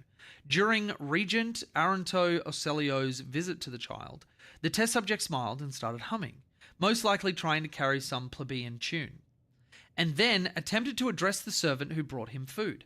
A lengthy conversation was prohibitive due to the servant's lack of a tongue. Experiment H4545-4. Subgroup, a defective offspring of Lord P. Ocelio, pronounced unfit for studying the high art of navigation owing to the mutation of tissues required for installation of the obligatory augmentations that merge one's consciousness with the vessel. Additionally, they display an overall feebleness of mind. Female. The test subjects mirrored the child's actions for 3 days. On the 4th day, the child became upset after hearing the news about the untimely demise of Amos Cantorelli, an officer of her personal guard. As a result, one of the test subjects peeled away several layers of tissue from her face and died from the resulting massive heart attack. The last surviving test subject was executed for attempting to contact the child. Oh my god. Oh my god. Okay, let's go this, let's go that. Adamantine, okay. Then what else do we have? We have goods just there. We have research notes. More and more servants are being influenced by the Immaterium, and it has nothing to do with the child's more frequent tantrums. We've discovered that the corrupted flesh of the mutated reacts most unusually to the crystals we purchased from the Winterscale dynasty. I strongly recommend finally grinding the reagent to catalyze the reaction. Do not use acid under any circumstances. Trust me, you will not like having to tend to the burns for the next dozen turns in a row. This calls for something more basic. Oh, and one more thing. The tech priest blessed the data crypt H41OK for the calculated number of chronoturns, which means it is no longer necessary to remain near the device while waiting for the reaction to start. The data crypt H40KO malfunctioned over the course of our research. I should remind the technomats to deliver this sacred mechanism to the Magos Dioctius's capable hands. Okay, so let's do a little bit of cheating, shall we? Rogue Trader Adamantine Laboratory. Let's see if there's a walkthrough for this so we can do something cool. Okay, so laboratory, cool. Laboratory puzzle. Let's actually, I'll grab this. And I'll go that. And then I'll go that. Fuck you, PC Gamer.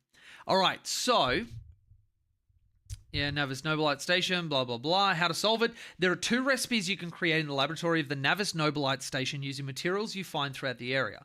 If you're missing any of the ones mentioned, simply check the map for a yellow box, an eagle symbol that marks container locations.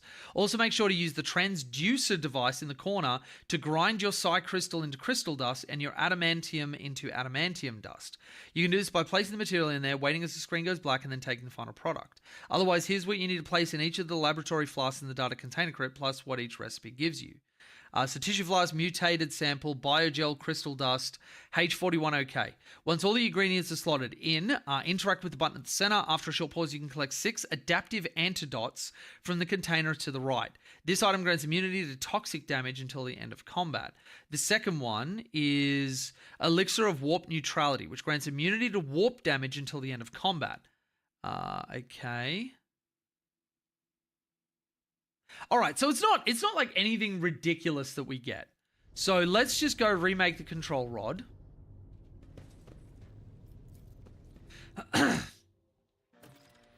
Okay, power's been restored to the elevator and the rogue trader as both parts of the control rod. It's time to start the lift and ascend to the upper chambers. Okay, cool. Transducer, we want to put our psi crystal in there. I need to look closer. And then we've got crystal dust. And then I want to put in my adamantium. Okay. And then the meteorite chunk I can put in there, but it doesn't say anything about it. If I do that, let's just do it and see what happens. Meteorite dust. Okay. That must be the other recipe that they were talking about that we can do. So let's go reagent flask. I want to do the warp neutrality one. So this one is adamantium dust. Adamantine dust. Catalyst is unidentified acid. And data crypt connector is K04OH.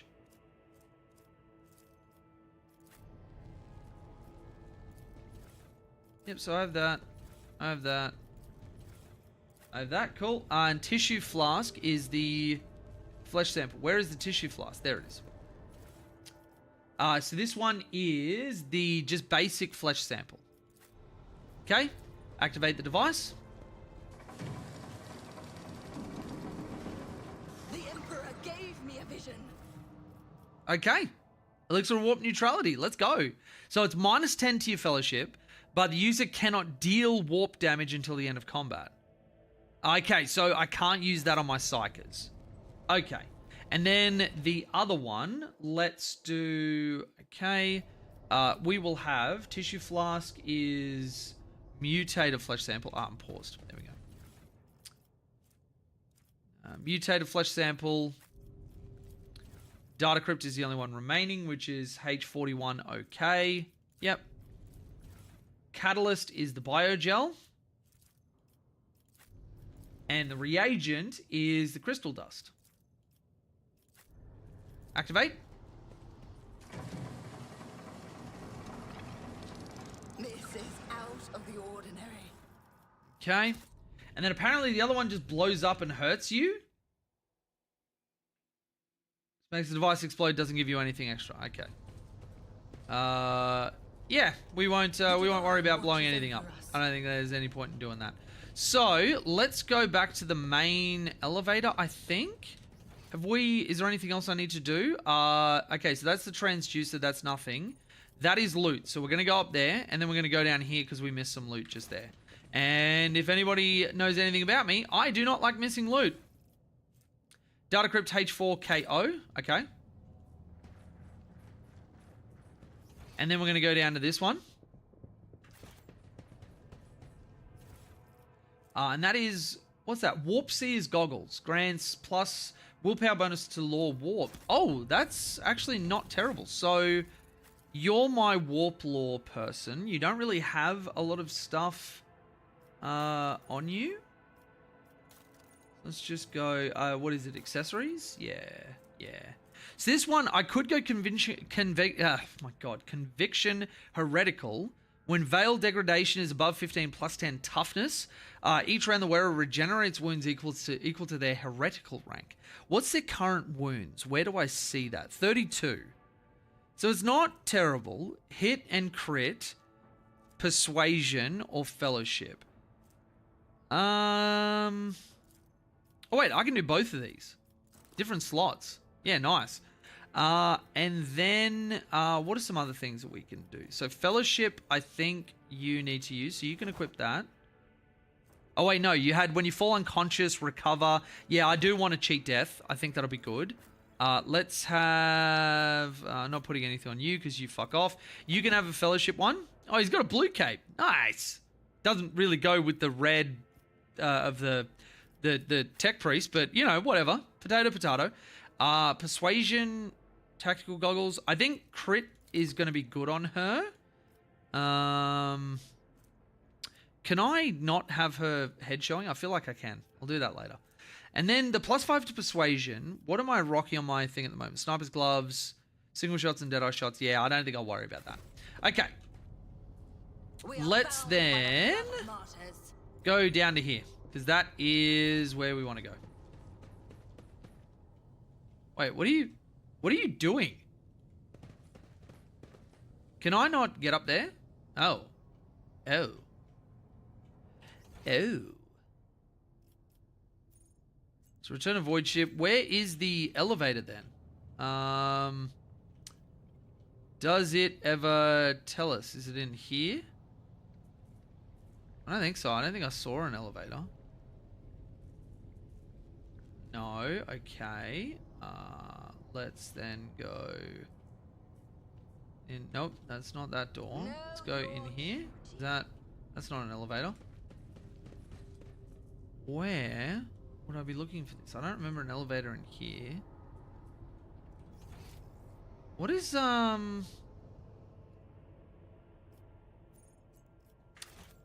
don't see an elevator. Am I insane? Nothing to click in there. Usually there's like something that's like, oh, leave the area via this. Let's go to my journal.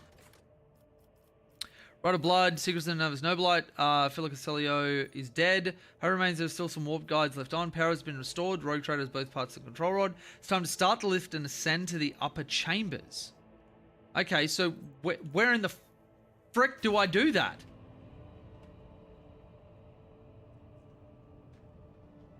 With each step, I forge my destiny. Can I fast travel to something? Because there is like nothing around here.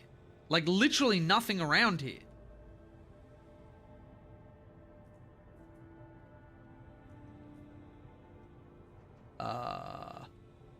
And I did this in a previous game. So where my elevators at? Can I like athletics through here? There it is. Okay, you needed to get close to get the athletics prompt. Okay. Oh, righty then. All right, let's go on for the elevator.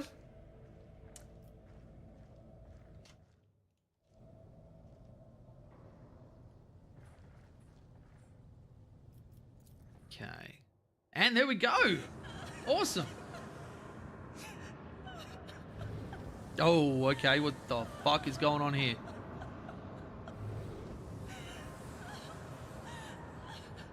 That has to be the child. That has to be the child. Because we saw a bunch of things about, like, tantrums and shit. Cassia, the pale figure with unnaturally long limbs, stands with her arms raised, her hands deformed with talon-like nails. Her deathly pale face is coated with blood that continually streams from her scarlet misted eyes. Her spiny gills, slightly hidden under her disheveled hair, twitch nervously at your approach. Her gills? Only now do you notice the third eye on the young woman's forehead, hidden by a jeweled ornament. When your eyes meet, you sense overwhelming, soul-smothering power. Willpower test succeeded. You're enveloped in despairing grief, and an invisible hand closes around your throat, cutting off your breath. Your limbs seem to fill with lead. Your heart hammers in your chest, and the desire to turn and flee from this room, from this station, almost gets the better of you. At the last moment, you master your emotions, and your will pushes back against the illusion, forcing it to retreat. Adira emits something between a moan and a drawn-out whimper. Ow, ow, ow. As if my own little pals weren't bad enough, now this one's barging into my head. Somebody stop her. I'm requesting abnormal activity in my... Oh, sorry. I'm registering abnormal activity in my tear ducts. The salt being produced by my body may negatively affect the performance of my respiratory apparatus. The vulnerability must be rectified. It has been logged. Heresy. Oh, Argenta. You are so Argenta. Okay, so we can... Abelard is this... Let's open with Abelard. Lady Cassia, I presume. The Seneschal stares in the Lady Navigator's direction with a faraway look, then turns sharply away and awkwardly wipes at his eye. Let's try and persuade her.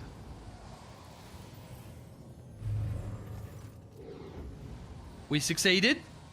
What is happening? Someone calling my name? Are all the betrayers dead already? And you? Who are you? I am... Fuck you, Alex. Mushu Lee Man von Valencius. It is a pleasure to make your acquaintance.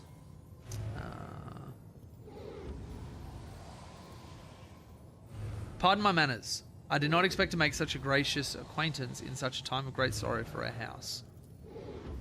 What is this? I feel faint. Heinrichs jerks abruptly as if he intends to dash forward, but someone else is quicker.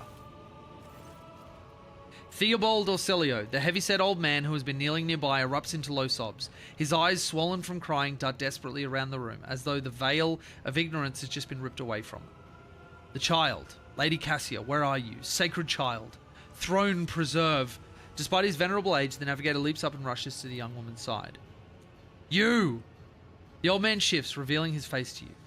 It is threaded with jet-black veins, and his bulging, milky eyes bear a striking resemblance to those of a dead fish.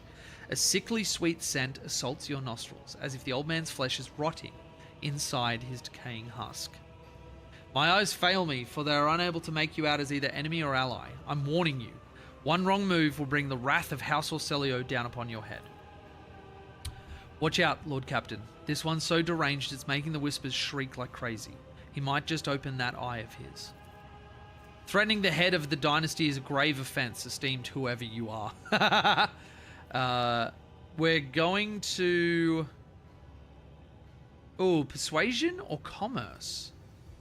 So 45 plus 70 for a skill modifier. So there's a 100% chance of that. 100% chance of this one with Abelard. I think we go the commerce route. I'll grant that you do not look like pirates who have come coveting the riches of a wreck station, or like the scoundrels in Felic's service. So who are you? Abelard? Introduce us. Her ladyship, rogue trader, Mushu Lee Man von Valencius, heir to the greatest protectorate in the Coronis Expanse, and bearer of the sacred warrant of trade, extends her greetings. Another rogue trader in our corner of the galaxy. How interesting. Your kind always makes an appearance in desperate times, ready to cut a deal that benefits one side alone. Yeah, not wrong. Given that you have not so far drawn your weapons, your intentions are probably peaceful, and so House Orselio now asks the service of you. Save the life of the child in exchange for future cooperation. Do not hurry to answer, think on it. You can make yourself an ally or an enemy of our house today. You decide. What is the curse that has taken hold of everyone in this room? Yeah. Theobald frowns. Curse. You do not understand the sacred gift given to our child. When the child is sad, we all weep. When the child smiles, we all laugh giddily. And if the child wants blood, the world turns crimson. The child's will is the will of the great Tisiphone, for she is the heir of House Orselio. And they call me dangerous with my witchcraft, Adira mutters under her breath. What service do you ask of me? Hope glimmers in the navigator's milky eyes. Save the sacred child. Take her away from this station. I fear I do not have long left. Save the child and deliver her to Regent Aronto, acting as the head of House Orselio in the Coronis Expanse. Rest assured the reward will be worth your effort. I know we came here for a navigator, but after everything we've seen, I've got some reservations about this girl. Argenta looks at Cassia, and a painful furrow appears on her brow. Such a fragile thing with such a heavy burden upon her shoulders. I want to know what happened between you and Felic. Felic is my wayward student. He came to Urac 5 as a callow youth. I personally mentored him and entrusted him with the care of the child. He was like a son to me, but he proved to be just another traitor. He sought to steal our most precious treasure, the heir of our house, our sacred child, to revel in power with others like him, casting our house into the abyss, to pervert the centuries-long traditions of our family. You can see the fruits of his villainy for yourself. He decided he was not bound by his duties to the legacy of the greatest of our novators, Tisiphone Orselio, who led our house to prosperity for countless years. Foolish boy. The renegades clouded his mind. They sought to seize control of the dynasty before the sacred child had come of age and taken up the novator's throne. The interrogator looks from the unconscious Cassia to Theobald. I presume that this Navis Nobilite house has reasons for treasuring the child other than uncontrolled outbursts of warp sorcery. What might those be, I wonder? A young, immature navigator who likely hasn't completed her training. Theobald interrupts him with an indignant shout. Enough! I will not have you questioning myself or my charges within the dominion of House Orselio. Let's go. I believe I made my decision. Cassia shall come with me. Good. That is good. The old man nervously licks his lips. But do allow us to say our proper farewells.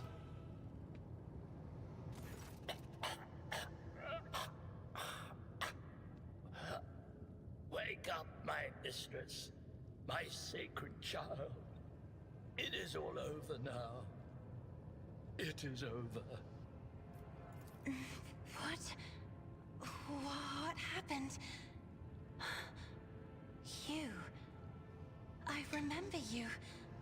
Have you come to save us? Child, please, listen to me very carefully. One last time. You will now embark on a voyage with this lady to rejoin the house and its regent in the Corollas Expanse. I will not be able to accompany you on this journey. No, not you too. Don't leave me alone in this violet-brown haze. You're coming with me. Your mistress is giving you an order. Do you hear me? A hot wave of despair that is not yours washes over you. Your palms sweat and your heart freezes in panic. Mistress, I fear this will be your only order that I dare to disobey. I am the keeper of Urac 5, and alas, I have less than a day left in me. Allow me to serve you one last time and honor my final duty to House Orselio. I will remain on the station and destroy the secrets it holds. Oh, Theobald. The crimson tears stain the Lady Navigator's white skin once again, but this time her power does not make everyone weep along with her. But this is my home. Please, child, do not be stubborn. Remember your duty to the house, and let those thoughts bring you strength. What are you going to do to me?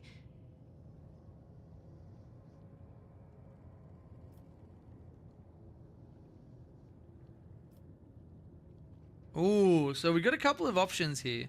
We can either force them to sign a contract.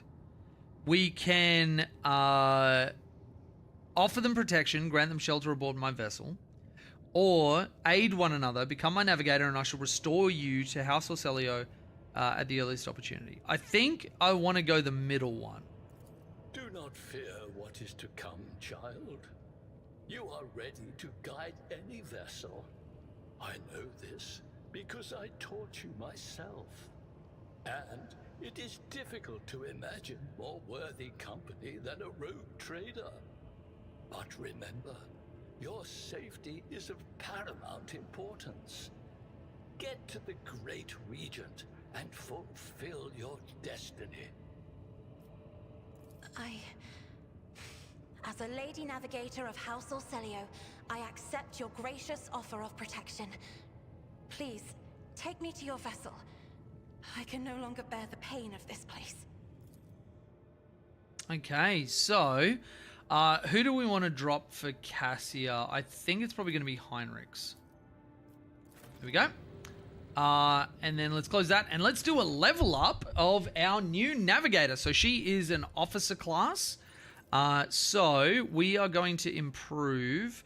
Willpower reflects character's ability to withstand the horrors of the warp, terrors of space, and the dreadful opponents that are bound to encounter in the expanse. High willpower allows characters to exert control over a crowd or interrogate a heretic. Also increases the chance of resisting negative mental effects and psychic powers. Fellowship, however, is their ability to interact with other creatures, deceive, charm, or befriend them. Servants, it also affects the persuasion, coercion, and commerce skills. I think willpower is what we're going to improve. Then in terms of, and I think they did an overhaul of a lot of the talent since the last time I played. Damaged by the Navigator, suffer additional damage from warp damage. This bonus damage stacks to hit. So you can do more damage over time, which is quite good. The Navigator gains an additional action point every even turn, second, fourth, blah, blah, blah. Every odd turn, the Navigator gains plus 20 perception. That actually would be pretty sick. Every enemy the Navigator has in their line of sight has its dodge and hit chance reduced by 2 times their perception bonus, which is 55. So that's like, what is the actual bonus on that? Plus 5. So they have a minus 5. Minus 10 to their dodge and hit chance. That's pretty busted. I mean, we're going to redo all of their talents anyway, because I want to make sure from level 1 that I've got what I want. Now, whenever the ally uses a heroic act, they gain temporary wounds. Yeah. Range of the officer's abilities increased by 3. The range of voice command increased by 6. That could be good. I have noticed some range issues with officers. Whenever the officer uses an ability on an ally, that ally gains a bonus to their perception and ballistic skill equal to 4. These bonuses stack, but half of the stacks are lost at the end of the target's turn. Inspire Courage, you already have. Personal Oversight, when the officer targets an ally with an action, an ability, or an attack, that ally's resolve is increased by 1 until the end of the officer's next turn. This effect stacks and is prolonged each time it stacks. Okay. Yeah, that's fine. The officer's resolve is also increased. I think I like either Commanding Voice or Focus. I think I'm going to go Focus, because officers do use abilities on friendlies quite a lot. We're going to bump Willpower again. Ooh, okay, this is a different one. These are actual actions. Air of Authority, the officer increases allies' resolve until the end of turn. Now, resolve does what? How efficiently and for how long characters can fight in the battle. It determines the amount of momentum gained at the beginning of each turn or after killing an enemy. Momentum is very, very strong. So, resolve isn't bad. Get back in the fight. Encourages an ally who immediately recovers from burning, bleeding, toxin, and stunned. If the target is under voice of command, they also gain temporary wounds. I love that. There is way, way, way too much like stunning and burning and everything else once you get later into the game. Though I haven't gotten like hyper far in. Their next attack will ignore cover, have double the effective distance. If they're under the voice of command, they will ignore enemy dodge. Take aim is pretty good for like both Argenta and my character, so I think I'm going to go that. Now, we've got some warp fuckery here.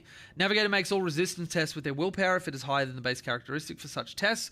Navigator's willpower is higher than their toughness. The Navigator's wounds are calculated according to their willpower. That is pretty goddamn great. Enemies affected by the Navigator's ability suffer a stacking minus 10 penalty to their next resistance test. Perception higher than their agility. Their dodge is calculated using perception, which it absolutely is. I think I like... I'm going to go mind over matter. I don't even think I need to leave other ones. So then we go commanding voice. Commerce or persuasion? Let's go persuasion. Finest Hour. Okay, so this is an adjustment to it. So Finest Hour, target of Finest Hour either gets, during their extra turn, the target deals extra bonus damage. Until the end of combat, the target gains voice of command. Or we can go gains more bonuses. All negative effects are immediately removed. Until the end of the officer's next turn, the target cannot die Okay. Target gains temporary wounds until the end of combat, or during the extra turn, their non-attacking abilities cost -1 AP. We're going to go negative effects removed and cannot die. What? That is friggin' busted. Okay. Then we're going to go commerce. We're going to go some fellowship. Actually, do I want to go perception? I think maybe perception. Yeah. Apply all those. She gets a bunch of extra health. And yeah. Okay, so now, is there anything in here that I want to loot?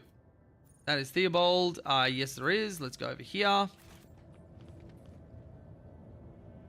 Goods. Just some stuff for the ship, which is fine. And then let's go down here to the lower level.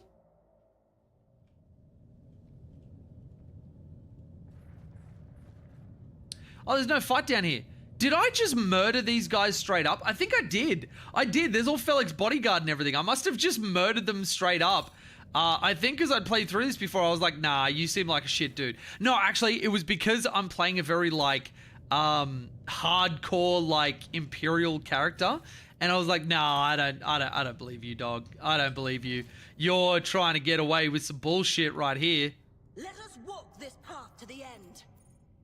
Okay, Void Ship Bridge. We have looted everything we need. Let's go Void Ship Bridge. And we are back onto here where we can do some redoing of our characters. All right. Good night or good day, y'all. Whichever is more appropriate. Late for me here, so I'm hitting the hay. Yeah, have a good one, buddy. It's just that barbarian build. Okay.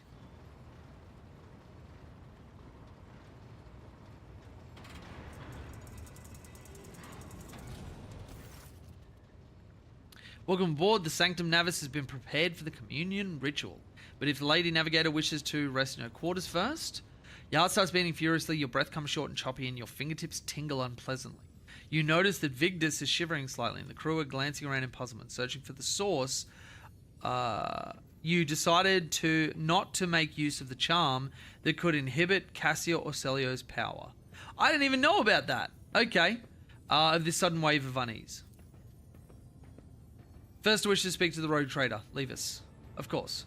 When you're ready for the ritual, please let me know.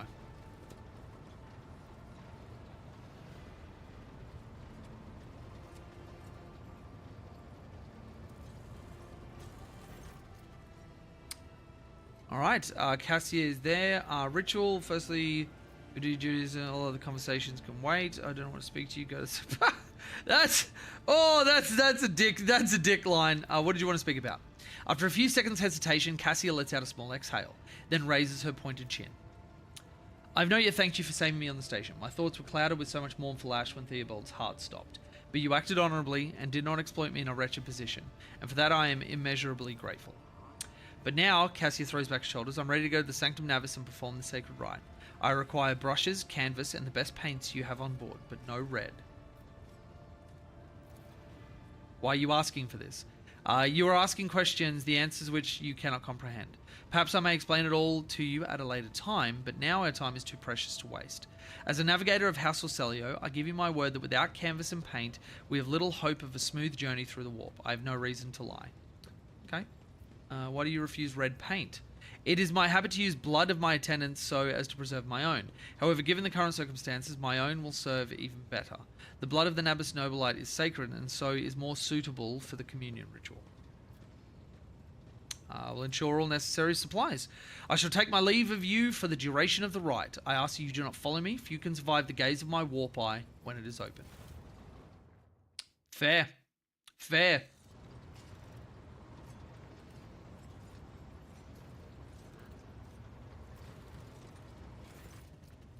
Voxmaster Vigdis, Lord Captain, I will oversee the open channel between the Lady Navigator and the bridge, and may the Emperor's light help us all. Okay. Is it putting us straight back on Rykad, or is it no, just on the map? Initiating communion ritual. You hear the exultant ring of metal freed from its scabbard. Then the stifled gasp of the Lady Navigator, the rhythmic drip of liquid on canvas, and the faint whisper of a brush. I see violet vortexes lashing an ocean with a million flails, and umber shadows spinning over the surface in a fiery dance. A storm rising above foaming waters. Armadas drowning in fog. The path from one end to another cannot be seen. And here, beyond the wall of glass, a daughter forsaken by her father yearns for her brother. And the sun's pale disk goes in tireless pursuit of her? No, of me. Its frozen rays lie that spring is here. The light is deadened. The great ruler is gone.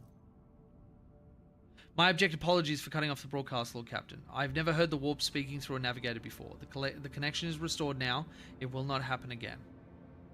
Oh, the Voxmaster recoils at Cassia's words and accidentally snaps one of the cogitator levers. The panel beneath her fingers emits sparks, and the Voxcaster falls silent. She quickly flips a series of switches and bows guiltily.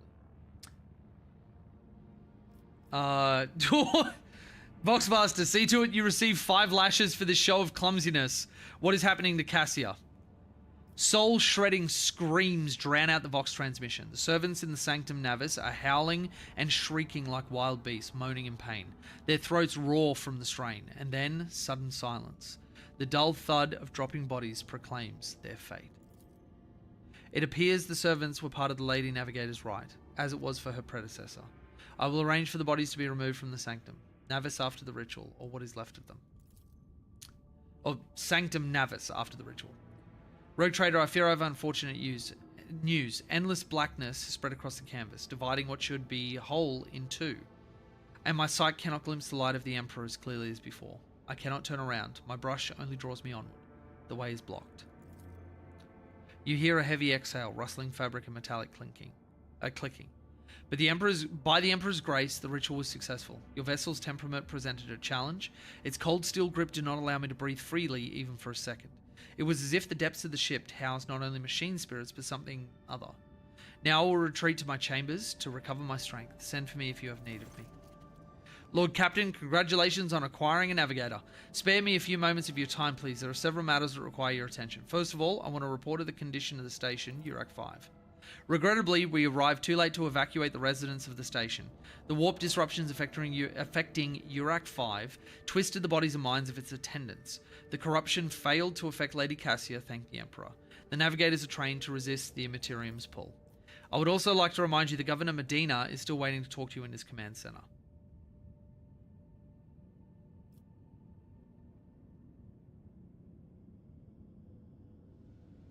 Okay.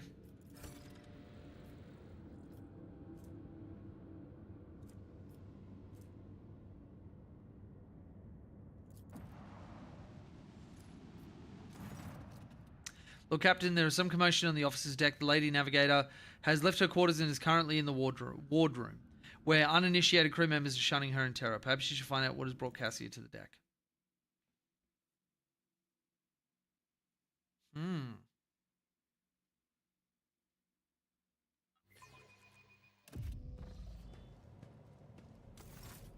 Alright. While this is playing out, I'll leave that on screen, and I am going to go and refill my drink. My apologies. I did not notice your entrance. I'll be back in just a moment.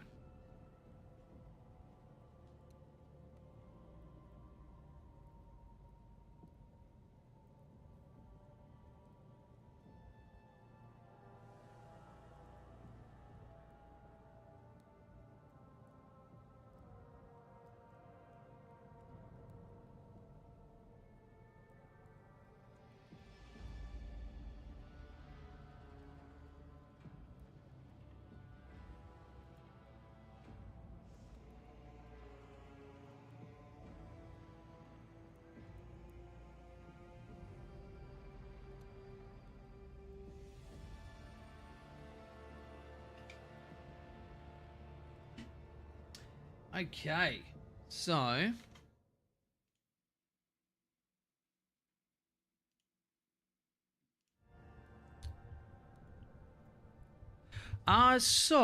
what do we, didn't notice your entrance. Alas, the title alone is not enough to hold everyone's attention. Pointed the book in Cassia's hands. I see you're fond of reading. That seems a lot more naturally conversational. Oh, this. I found this fascinating read. I don't know what's happening, but it's a vibe. And I must say, Rogue Trader's cool. Rogue Trader's cool. We'll get into some more battles soon. Every chapter is written in verse. I find it so beautiful and enrapturing. Urak 5 had a vast archive of its own, of course. Although most of the works within had to do with scholarly disciplines of some sort or another. Only in my sparse moments of respite was I allowed to escape into the pages of more embellished works. One should not underestimate the navigators of House Orselio, Lord Captain. Like a shawl of pale smoke, a faint malaise hangs upon my shoulders, but it will not be the slightest hindrance to my duty to humanity, and my duty to you. There are people on this ship who are far more impulsive and dangerous to others, and far less devoted to the God Emperor than a herald of the Navis Nobilite. But I did not need your words to see the shades of umber unease that whirl around your subjects whenever I am near. Well, that hit a nerve. Were I not acquainted with such a reaction, I could have found their behavior in your question just now insulting. Your servants are somewhat sluggish when it comes to attending a noblewoman of the Navis Nobilite, but they are quite tolerable. Cassia cringes ever so slightly, adjusts the adornment on her forehead, then awkwardly hides her clawed fingers in the folds of her clothes. The unnatural appearance of navigators often becomes a topic of gossip among lowly servants and officers alike. It is clear that she does not feel comfortable aboard a ship teeming with new people. Lord Captain, would you kindly explain to me why you are pestering me with these questions? Inquiring about my mood and my needs, showing an interest in the books I am enjoying. You are behaving as if you possessed a shred of fellow feeling for one such as I. I beg your pardon, Lord Captain. That was no way for a navigator to conduct herself.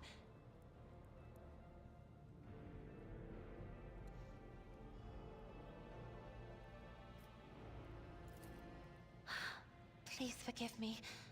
I cannot even understand myself right now. Your words and attention have reminded me of life on the station, of Theobald and Felek. I do not understand.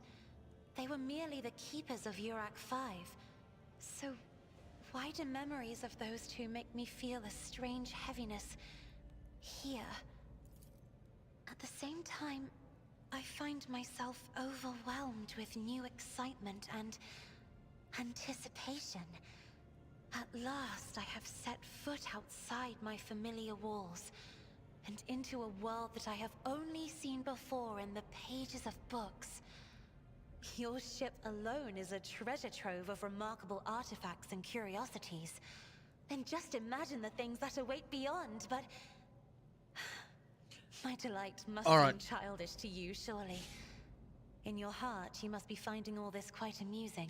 There is a part of me that wonders if I should press 1 for the most dickish and like uppity noble response you possibly could do. What I find childish is your manner of addressing me as if I were your friend, and your mistaken belief that anyone here would be interested in hearing about your emotional turmoil. And not only that, if I hit this, it means that my like really nice response in the last one was essentially just fucking gaslighting her. Like... Because my last response was, oh, it's normal to talk about human emotions. You don't need to apologize. And then I just slap it down with that. I understand what you're going through. Life is turned upside down. I'm not in the habit of finding amusement at the expense of my people. Just remember to keep your emotions in check. I'm afraid you must return to my duties. There is a part of me that is considering just being a massive fuckwit. Because I never play that in games. I never play like the evil... dickish character. I don't know. What are you guys feeling? Because it even makes me uncomfortable just considering it. But you know what? If I don't do it, I'm never going to do it. So bye-bye, Navigator. I was merely trying to show proper decorum and make conversation. But you are right in saying that the word friend cannot possibly apply here. In any case, This conversation is beginning to drag on. I figured that had happened. Myself, there are matters that require my attention in the Sanctum Navis. With an expression of courteous aloofness on her face, Cassia turns away and leaves the room without dignifying you with another look. Oh. I feel dirty after doing that. Oh. How 40k of you? Unbelievably. Unbelievably 40k. All right, let's go back up to the Void Ship Bridge. I would like to remake all of my characters just to make sure that I've given them all of the traits and talents and everything that I want. I will probably need to spend some time like combing through them, and that's something that, I mean, we can go and learn together, but just know you'll be opting in for a lot of reading, a lot of dry text, trying to do some build crafting. So, who was it that I go and talk to? I think it's you, High Factorum. Serve, working, people buy a plunder, like orders shipping. Oh, shipping and transportation of some goods. Oh, interesting. So I can go to them and I can, let's sell to them. So reputation, they want heretic trophies, which I don't have. What is it? So Xeno artifacts, jewelry. Where do I find all of those? Oh, there's further down. So ranged weaponry, melee weaponry, miscellaneous. Let's go heretic trophies, trade. Beautiful. Heretic and Xeno artifacts. What do I have? Those armor kits, miscellaneouses.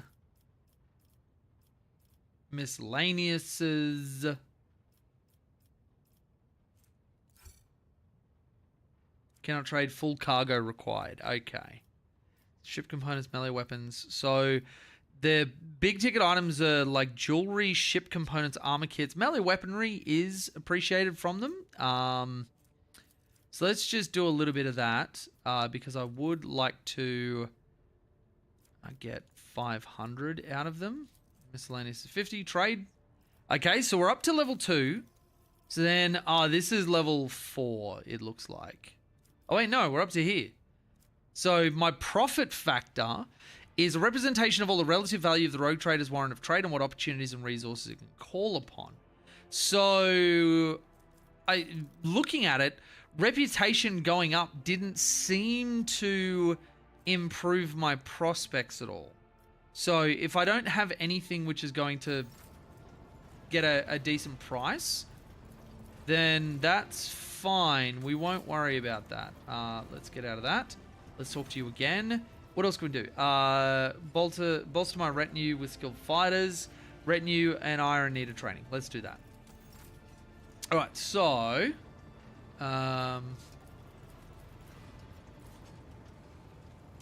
let's redo... Actually, let's redo me first and foremost. Because I did this before the update with a bunch of different talents. So has Revel in Slaughter changed? It doesn't tell me anything. Okay. Let's go Awareness, Demolition, Athletics, Medicaid. Awareness does what for me? Awareness is perception characteristic, subconscious ability to react to things. Awareness allows the character to notice traps, cleverly hidden objects, secret passages, or unusual suspicious elements in the environment. I don't hate that. I don't hate that. What's my awareness at the moment? Just 30. My demolition is at 30 as well. And what does that do for me? Affected by agility, it is used to deactivate traps. It also allows the use of explosives to blast containers apart or break through closed doors or block passages. Now, if I look at everybody else, you're kind of irrelevant. She has a lot of awareness, so I don't really need that because she'll likely be with me. Demolition, does anybody else have? Argenta has a ton of. So I guess I just go whatever I'm feeling. Let's just go awareness, because maybe when I'm solo, that'll be useful. Revel in Slaughter, we immediately removes Winded. Until the end of combat, soldier gains plus 10 ballistic skill and critical damage, as well as agi bonus critical hit chance. Becomes available after you kill 3 enemies. The kill counter is not reset in between rounds. Okay. And then Firearm Mastery should be the same.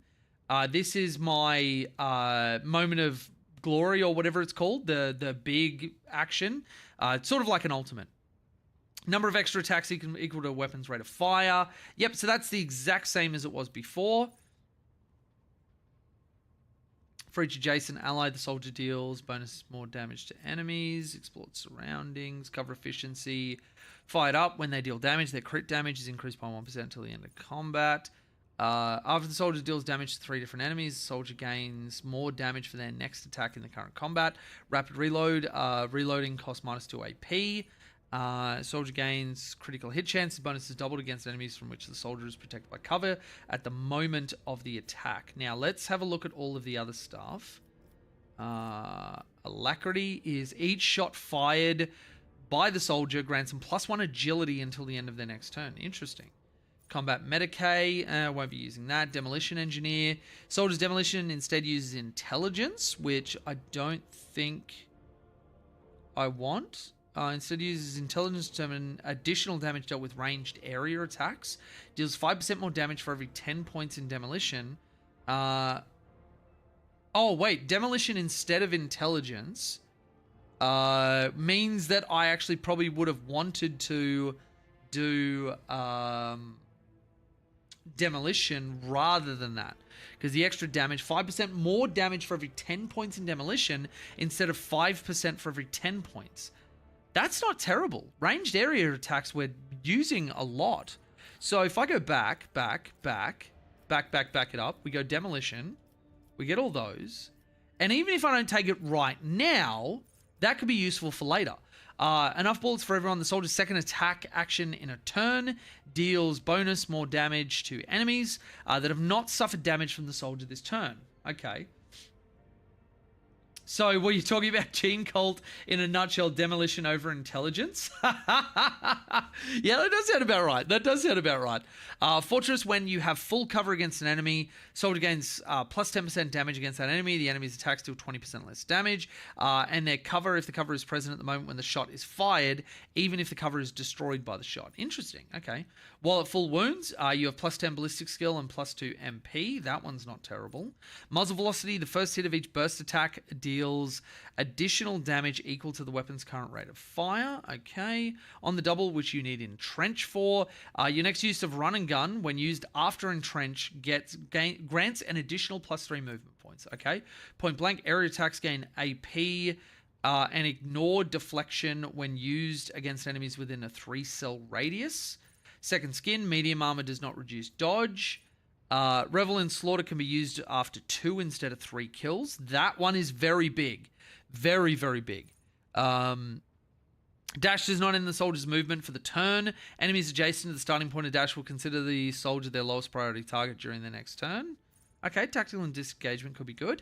Enemies damaged by the soldier's area attacks suffer +1 plus ballistic skill divided by 2 damage from the next attack that hits them. Trace trajectory, when the soldier successfully dodges or uses cover against an enemy attack, they gain a guaranteed critical hit against that enemy. Okay, interesting. And on faltering fire, rapid fire no longer reduces damage. That one will be really good. So we need rapid fire as a base. Now, where was that? Rapid fire... we haven't seen yet, I guess. Calculated relations. Forge World characters can use persuasion, coercion, and commerce based on intelligence instead of fellowship, which I guess is okay, but that'll be better once we get a little bit extra. Forge World characters gain +4 deflection against the burning effect and flame weapons. Persistence of the Forge. Forge World characters gain a stacking +10% bonus to hit chance and dodge reduction against any target they hit with a single target attack. Successful critical hits from single target attacks increase their hit chance and dodge reduction by +20%. That is really nice. Pinnacle of Weaponry, the first attack in combat made with any plasma, melter, or power weapon deals additional damage equal to 4. For the remainder of combat, this bonus damage is decreased to int bonus divided by 2. Okay. Steel the Forge while wearing heavy armor. Forge World characters gain +1 MP, +1 deflection, and cannot fall prone. Okay. Okay. And then we've got the sister-related stuff. Flensing Faith, melee flame and melter attacks against demons and psychers deal additional damage and gain willpower bonus with Times' armor penetration. Such attacks against Xenos deal an additional +4 and gain 3 times willpower armor penetration. So not bad, not bad. Litany of Hatred. The devotee and their allies in the area of effect of War Hymn or Furious Recital gain devotee's willpower bonus divided by 2, damage for single shot, and attacks of opportunity for 1 round. Purification is area of effect of War Hymn and Furious Recital. Gain +1 stack of the Disturbed effect. This is enemies. Enemies that are adjacent to the devotee gain +2 instead. Also, all demons in the area of effect suffer damage equal to the momentum restored to the devotee while using this ability. Shield of Faith, the devotee gains +1 4 times willpower bonus percentage to armor against attacks of demons and warp damage. The devotee's resolve is also permanently increased by willpower bonus divided by 2. And the Emperor protects 4% chance just to avoid any enemy attack, just to flat out ignore it. Advanced skills, you need base skills to get them. Base skills, athletics, all of that sort of stuff. Bolt weapon. Bolter weapon proficiency probably wouldn't be bad. I am wanting her to have plasma or melter, but I don't know when I'm actually going to pick up those actual weapons. Combat Master, no melee superiority. Drakari weapon. Okay. Flame weapon. Okay, Grenadier. Grenadier would be good because there's a lot of really good grenades, and being able to just use it for free is pretty amazing. Increase the wounds by half of the character's level. That is generally always useful. Like, that is really, really good to get early on. Nimble, +10% bonus to dodge. Plasma weapon proficiency. I don't know when I'm going to get a plasma weapon. Solid projectile weapon and swift movements is +2 movement points. I think I'm going to get it will not die, because health is always useful. We're going to go ballistic skill. All right, camaraderie. For each adjacent ally, soldier deals more damage to enemies. Exploit, cover efficiency, fired up. That isn't bad. Then there was... Okay, this is the same thing that we're looking at. I do like... Stacking bonus to hit chance and dodge reduction against targets is nice. Though, what was some of the other stuff that I was looking at? I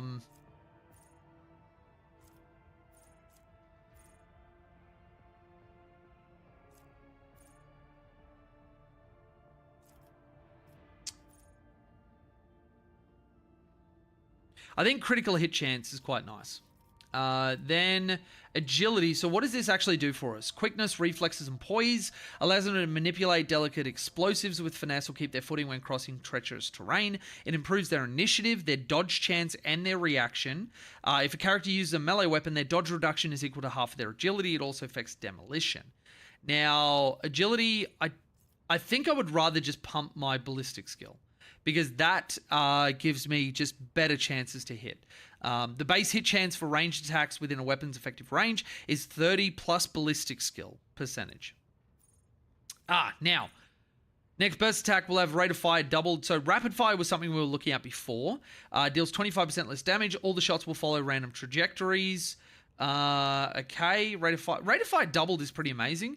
Entrench spends all of their AP and MP and gains 30% bonus to cover efficiency. The next time they use run and gun, they gain back all spent AP and MP plus 1 additional AP. It also resets cooldown of all soldiers' abilities except run and gun. I think we'll do that later. Concentrated fire isn't bad. Dash, controlled shot, open fire. Their allies automatically dodge. I think I'm going to go rapid fire for this one.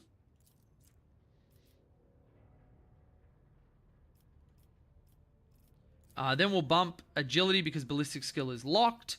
Let's go... Do you want to go Litany of Hatred or maybe just the Emperor Protects? 4% chance to ignore any attack is fine, I guess, but yeah. Let's go Litany of Hatred. Then let's go rapid reload, demolition, firearm mastery. So this is the modifier for it. So when we use firearm mastery, until the end of the soldier's turn, they gain +4 MP and their attacks do not spend MP, okay? Till the end of combat, the soldier's rate of fire is increased by 30%. Until the end of combat, all the soldiers' attacks are 20% harder to dodge. They also gain 10% armor penetration. Until the end of the soldier's turn, each of their area attacks deals additional damage equal to the number of attack targets. I'm thinking either rate of fire or the 20% harder to dodge and 10% armor penetration. I think because of the interactions we have with rate of fire, I think that's what we're going to do. And then let's go...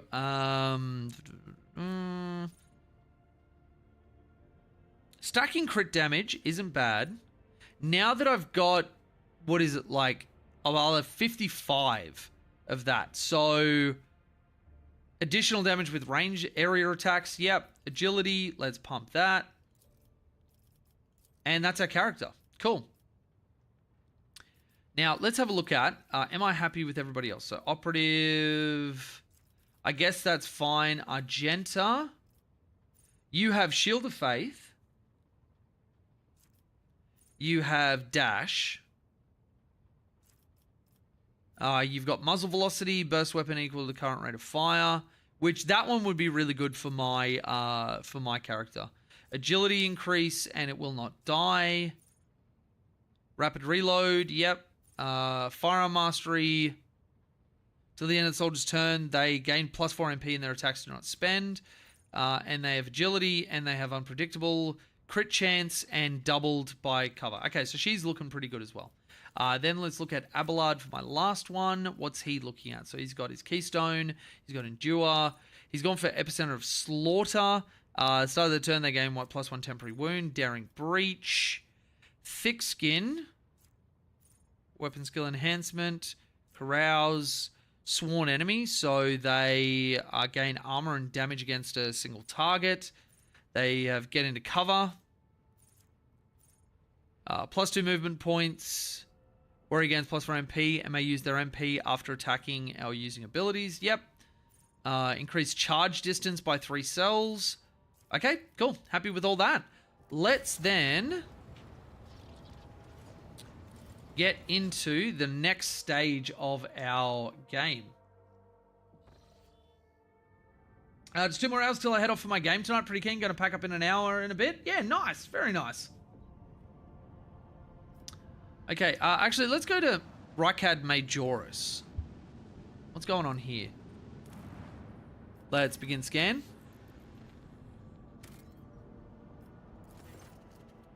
Augurs notice a large object among the lifeless rocks covering the planet, a void ship, whose signature and origin are impossible to identify from orbit.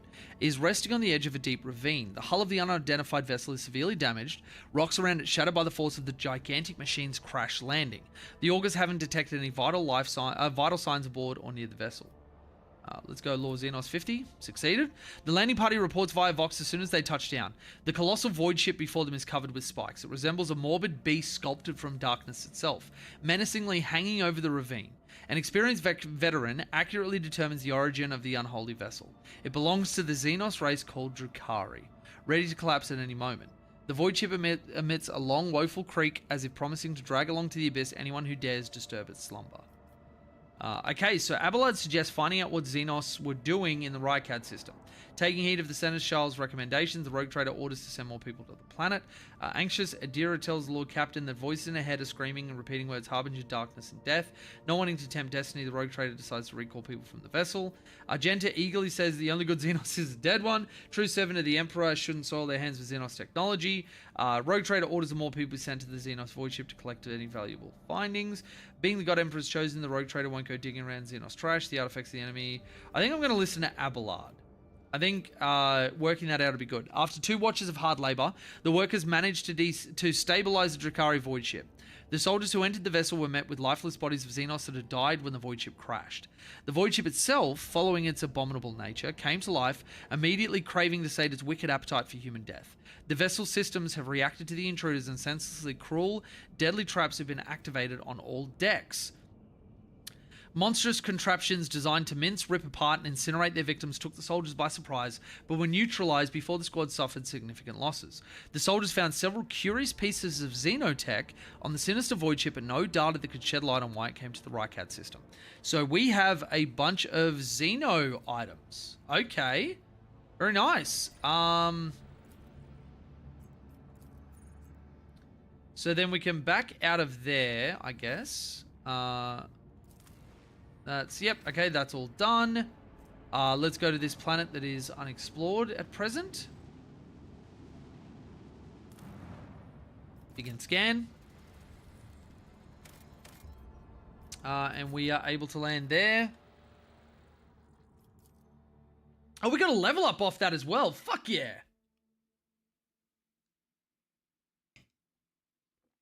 All right.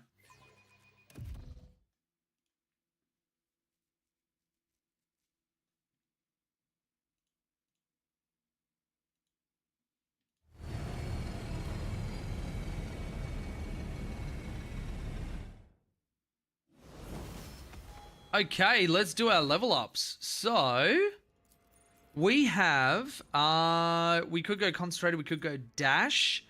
I think controlled shot is a good one, because then we can let everybody know that I'm about to fucking unload. Soldier's next burst attack will have its rate of fire doubled, 25% less damage. All the shots will follow random trajectories. Oh my god.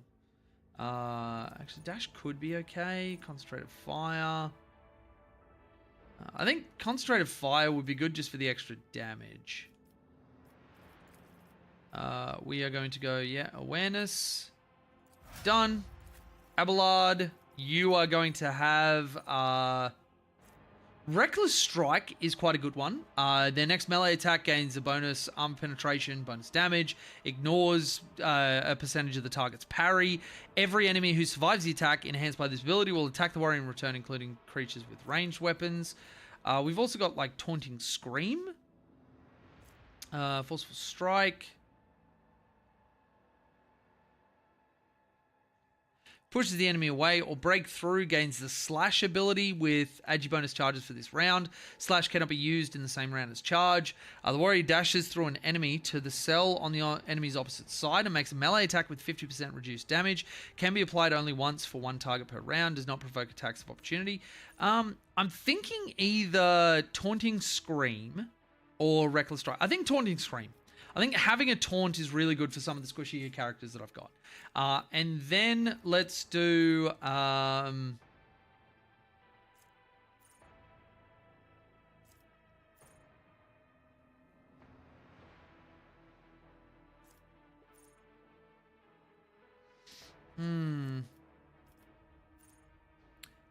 All characters gain plus 10 bonus to all characteristics. If no other character in the current party has the same archetype, the first archetype ability used in each combat by this character gains minus 1 AP. They gain plus 10% critical hit chance and armor again, and 10% armor against Xenos or demonic creatures. Their allies gain half the bonuses of No Heresy. However, Imperial World characters Lore, Xenos, and Warp are always 0. Okay. Ready to serve. When an Imperial World character is affected by an ally's non-damaging ability or affects an ally with such an ability, their resolve is increased. Oh, that's... Yeah, we're going to be using that together. Ready to serve. Stronger together. All allies, excluding Xenos in the current party, gain plus 5 to the same characteristic as was chosen for humanity's finest. I'm going to go ready to serve. I think that'll be good. Adira, my Psyker... Now, the Psyker's abilities down the bottom. No, these are talents. So, we do have, like, Psyker Minoris. Each level of Psi rating provides the Psyker access to new psychic powers, also strengthens damaging psychic powers. Okay, I don't mind that. What else would I have? Becomes the target of the Psyker psychic power. They gain plus 10 weapon skill, ballistic skill. Force weapon attacks, deal more damage and more armor pen. Enforced reality, used of a heroic act by the Psyker decreases veil degradation.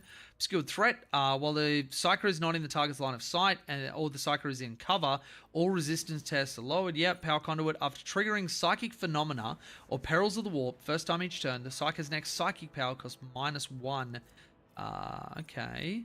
So it seems they've changed the Psyker levels. So let's go Psyker Minoris. Let's go Law Warp.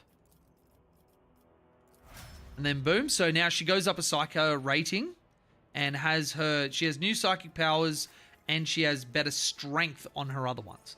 Now this one, she is going to get, we're going to try Entrench on her. Just going to go Awareness. And that's it. Pascal is going to go, so Tide of Excellence. When an operative triggers an exploit, the operative gains +1 damage, +2% armor penetration till the end of combat. Only applies to the first projectile in a burst attack. That is actually really good. Exposed weakness also reduces enemies' toughness and willpower by that amount. Okay. Okay. Combat Insight. You got Pedro on your team? Alright, Combat Insight. While the operative's perception bonus is 10 or higher, they gain +1 AP and ignore enemies' deflection. So his perception bonus is only +3, so that won't really help us. Okay. At the start of the operative's turn, the enemy with the largest number of exploits receives an additional exploit stack. If 2 or more enemies are tied, then yeah, okay. Just sort of gives us a little bit extra. While the operative is in half cover, the cover efficiency is increased. Yeah. When the operative hits an enemy that is affected by both an exploit and exposed weakness, they lose -3 MP and their damage is reduced by 20%. That is actually pretty baller. Okay. The operative's allies gain int bonus, which is a bit, divided by 2 hit chance and critical hit chance while attacking targets affected by exploits. People are going to be affected by exploits all the time, so it's either the defensive side of it or we can go more into the offensive side of it. I think I want to go join offense. We're going to go... What do you tend to use? I think Medicaid. And that'll be it. And then my Orificer, Blood of Martyrs, when they use a heroic act, personal oversight, whenever the officer targets an ally with an action, that ally's resolve is increased. This affects stacks and prolongs. That actually wouldn't be bad. Or their resolve is increased by 3. Okay, I think, let's have a look at everything else. Armor of Contempt. Whenever the ally is affected by an officer's ability or talent that grants temporary wounds, that ally's armor is increased by +10% for 1 round. Does not stack. Okay, be vigilant. Be vigilant. Allies under the effect of the officer's abilities gain a bonus to their weapon skill and will deal +4 damage on attacks of opportunity until the start of their next turn. Love that. Love that. And whenever a heroic act is used in combat by any character, the officer's next attack costs 0 AP. Iron Discipline. Allies affected by the officer's abilities gain a bonus to all resistance tests. Half the bonus granted by voice of command remains until the end of combat. This bonus does not stack with itself or with bonuses granted by voice of command, but does count as an officer ability effect for the purposes of other talents. That is really, really cool. Okay, whenever the officer uses an officer archetype ability 2 times in 1 turn that does not grant an extra turn, they gain the Stand Witness effect. Stand Witness, the next officer archetype ability that does not grant an extra turn, will also affect the officer. I think I'm going to go Lasting Impression, honestly. Leader's Assault, whenever they make an attack, they gain +5 Fellowship. March, whenever the officer's ability moves any target, the officer gains movement points equal to half the distance they moved. If this happens on another character's turn, the officer will gain these movement points on the next turn. More than possible, the target to bring it down gains +1 AP. If they finish their extra turn using this ability with 0 AP, they suffer 6 direct damage. I'm going to go Lasting Impression.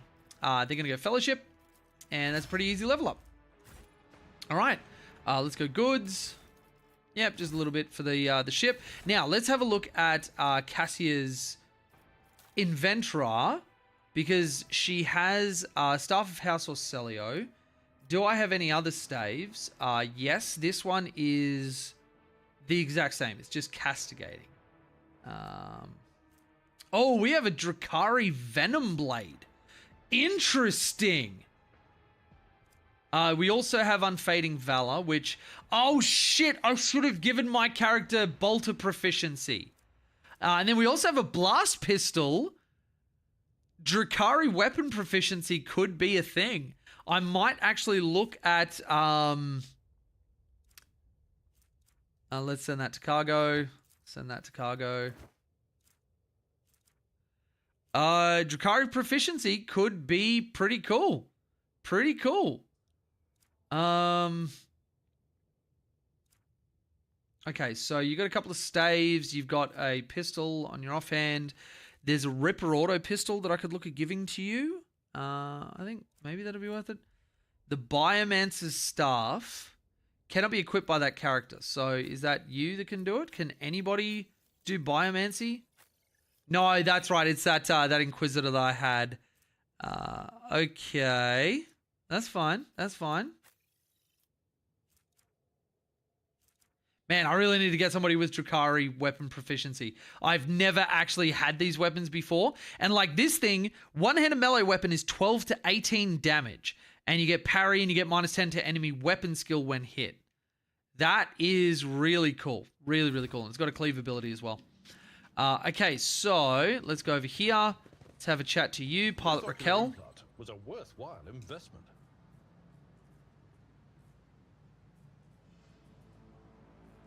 Hello, Captain Vicari. Young, pale woman looks at you with a mixture of hope and disbelief swelling in her eyes. You notice her hands trembling as she clutches her weapon. Who are you? Did you come from the planet? Are you reinforcement? Saint's teeth, I thought you'd never come. Abelard, teach this riffraff the proper way of addressing her sovereign. Abelard glares at the woman, his brow furrowing. Officer, the person before you is Mushu Lee Man, von Valancius, a rogue trader. Although you are, from what I gather, a subject of another dynasty, you would do well to introduce yourself with the proper decorum. At once, sir. The woman stands to attention. Captain Raquel Vicari, servant of House Winterscale and the pilot of this shuttle. It is an honor to be greeting Her Ladyship von Valancius. I have no time for long-winded talks. Brief me on the situation ahead and do be concise. Reporting, there's been a prison riot on the planetoid, led by the prison warden himself. My Lord Yvain Winterscale, son of rogue trader Caligos Winterscale, went to parley with him. Labouring biomass should have been equipped with shutdown switches. It is surprising this procedure was not performed in a timely manner. They what? Switches? They're not machines. You can't switch them off. Oh, grok shit, I get it now. A few grams of physaline implanted in the base of the skull. Is that your idea of a shutdown? You do realise those are living people, not a resource. This statement is false. The primary attribute of convicted personnel on a mining station is that of a resource. Individuality is negligible. Holy fuck, he's right. He's actually right.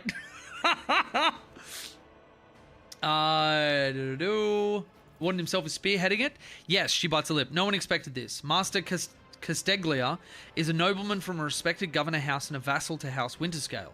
All of a sudden he proclaimed that Riccardi Filia was now his personal domain, that the prisoners were his subjects, and that he would never bow to anyone again. It's pure heresy. And I take it that that they're looking forward to a diet of sand and gravel? What kind of madman would start a revolt on a barren rock? Why would young Winterscale have gone in? It's a personal matter. Master Casteglia, the seditious warden, is Lord Yvain's childhood friend. When my lord heard of the riot, the news saddened him greatly, and so he rushed here without delay, in the hopes of bringing his old friend to his senses, no doubt. Oh, that's always a mistake. The first Winterscale in my memory who prefers to talk first rather than shoot and slash. Hell yeah, brother.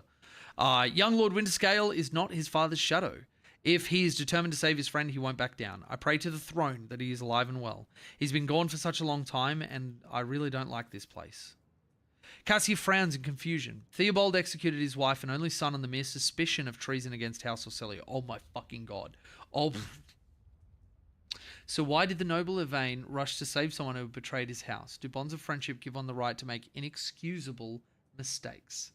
The kind who wants to start a party for the four-armed emperor, baby? Oh my god. Oh my god. You get out of here with that heresy.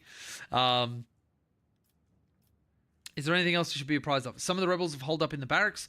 I don't know how many, but given this is the only way through to where negotiations are taking place, I would expect heavy resistance. Please take caution, your ladyship. Lord Winterscale's guards mine the entrance so that the rebels couldn't get to the shuttle. Okay, I have no more questions. The woman freezes for a moment before asking hesitantly, your ladyship, if I may have a minute of your time. I wouldn't have even dared to trouble you with a personal matter, but the situation In any case, have you been to the capital of Rykad Minoris yet? I wanted to ask if you saw a man there, a communications officer by the name of Jasper. I met Jasper in Starport, saved his life. I expect some show of gratitude. You may name your firstborn after me, or whatever it is the commoners do to thank their heroes. I am so doing that! Your first kid is going to be Mushu Lee, man. Yes, of course, your ladyship. We will. It is a great honor. She forces a smile, then with far greater sincerity she adds, and thank you, both for saving Jasper and letting me know he's all right. She bows. You can tell by the desperation in her eyes she's exhausted, frightened, and wishes to be off this planetoid as soon as possible. Yes, she's going to name a child after me. You're welcome. Never doubt me. Okay, let's start heading in. Go to the door. This guard post has been vacant for a long time, as there is a layer of dust on every surface. Okay, so now we are going to body some fucking prisoners. I need to look Ooh, okay. closer. The future you see could be the whispers of the archenemy. How can you trust your visions, Adira? I don't think that's the question you wanted to ask. What you wanted to ask was, how can others bring themselves to trust a despicable psyker like me? Face it, sister. Not everybody's as pig-headed as you are. Oh my god. They are going at it. Duty prevails. Sisters are doing it for themselves. All right, cool. That is the traps taken care of. What have we got? Let's just do the lore stuff. The remains of a meal, one far too lavish for even a hive world, let alone a prison colony. A long string of names extends beneath the heading, top quarry workers of the cycle. Scraps typical prison food, repulsive to the senses. I don't know why my mouth and my brain are betraying me. All right. Grok shit. Why me? Why? I missed my tithe payment 12 years ago. 12 years! The inspector's writ got lost somewhere in the bowels of this planetary administratum and was lying there this whole time. But they made sure to remember to tack on the fines every month. By the time they found the blasted paper and finally informed me, the total sum was so obscene it would take 3 generations of my descendants, if I had any, to pay it off. My fate was sealed. Trial, sentence, prison. All because of some daft rotter who shoved my paper in the wrong box. To be fair, I think I got off pretty easy. My bed in the barracks is about as hard as a slap of rock crate I've got at home. Working in the quarry is much tougher than my old job. And the rules? Void take me, that old sod that governs Rykad Minoris is bloody sadist by comparison. It's a strange old place. I haven't been beaten once yet. The guards bark orders all the time, but they never hit us. They also got this kind of inner circle of special chosen prisoners. The Optimatum, they call it. If you can get in, Emperor's my witness, you get an actual day off. They let you out of your cell and into the yard by the big barracks. Hello, little man. Did you go out in the rain again? Are you all wet? Come here. Mishu, wait. Wait. Excuse me, everybody. I'll be back. I have to chase a little boy. Mishu. Mishu.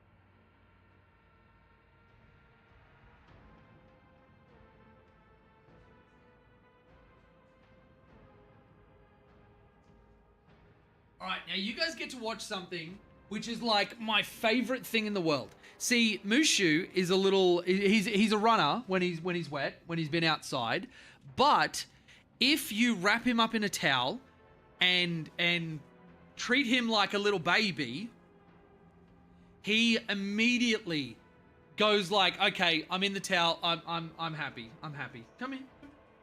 It's okay. It's okay." Here we go. Here we go. Oh, yeah, big snuffles. Big snuffles. Let's get your feet in there. Get them all nice and dry. There we go. Oh, there we go, hey? My little boy. And look at that. Look at that. Wait, let me see if you guys can actually see that. Alt-tab. Let's bring the keyboard back out so I can actually use it. Bring up Streamlabs. Okay, so let's just... Look at this little baby. He loves it. He absolutely loves it. And you dry his little feet. Oh, big yawn. Very big yawn, little boy. Look at this little cutie as soon as he gets in here. And you know what? I think that deserves a treat as well. You're a very good boy. Is that not the cutest shit you have ever seen? All right, I'm going to leave the camera down here so you guys can watch that for a little bit longer. That's my good boy. That's my good boy. Where were we? They let you out of your cell and into the yard by the big barracks. And I tell you what, they let you rest there and feed you better than whatever swill they're giving us in the canteen. They told me it's to improve our motivation and all that, to foster a stronger desire to reform and become a worthy servant of the Imperium once more. But I know it for what it is, just a club for the Warden's favourites.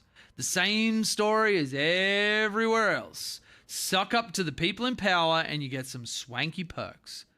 They say the whole thing was the Warden's idea. Funny man, our Warden.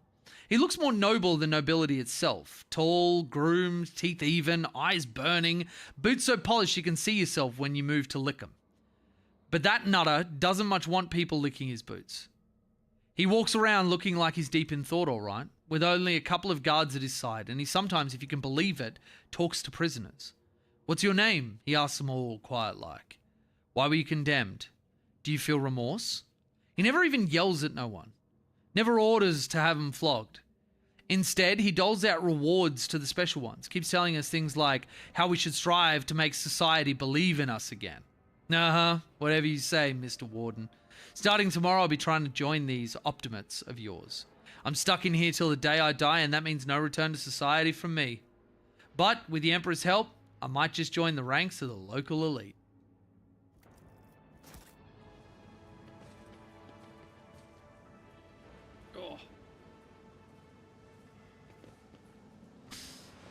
All right, my little baby.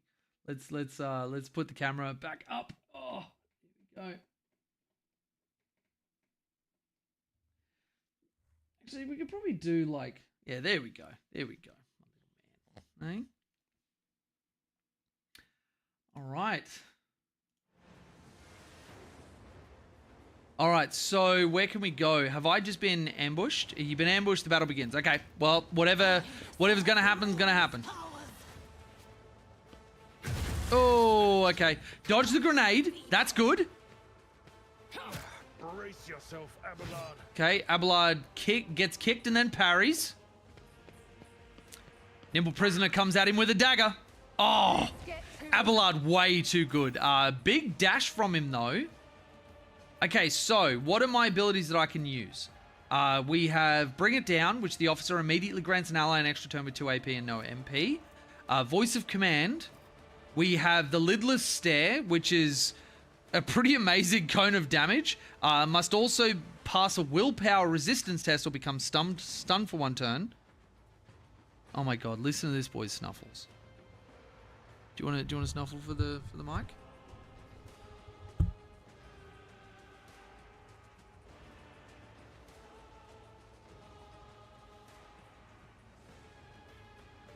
Of course now you don't do it. Of course, as soon as I put it on you, you're like, no, I'm going to make you look like an idiot, Dad.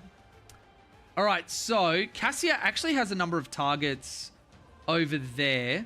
I think she would be a good one just to run over there and just pop them. The navigator is coming. Oh, I can only see 2 of them. Oh, well, whatever. You're dead. Such a cool friggin' ability. Look at that. And then let's go bring it down onto... Actually, hang on. Do I want to go Voice of Command and take aim? No, I think bring it down onto Abelard. Let him slash and kill and whatever. So he has 2 for that. Cleave we don't want.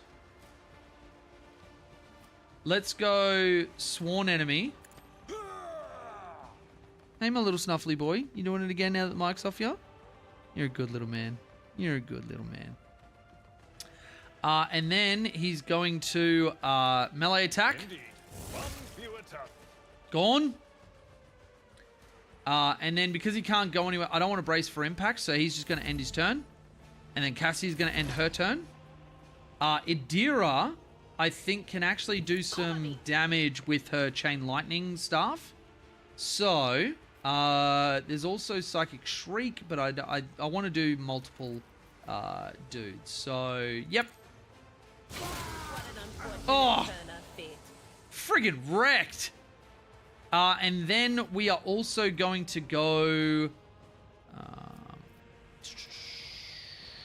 try again, 3 exploits. I think we're going to do that onto you.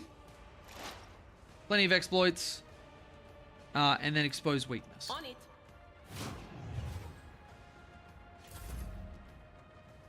Alright, Argenta. Can you see her there? What would give you line of sight to that target? I will bathe this battlefield in righteous fury. Let's go Furious Recital. Get some momentum. Let's go Entrench. And then Abelard is going to move up. Is going to charge you. And then is going to Sworn Enemy. Victory is imminent. And then melee attack. It will be done. Big damage. Big damage. And then, because he's going to get a little bit of clapback, I'm going to brace for impact. And then in turn, this prisoner runs up. He's coming in. Now I am going to move over here. Jack Dibble just got slapped. Hell yeah. Okay, so we are also going to war him. Plenty of momentum. We are also then going to do a Deadeye shot. It's a 38% chance. It's not great.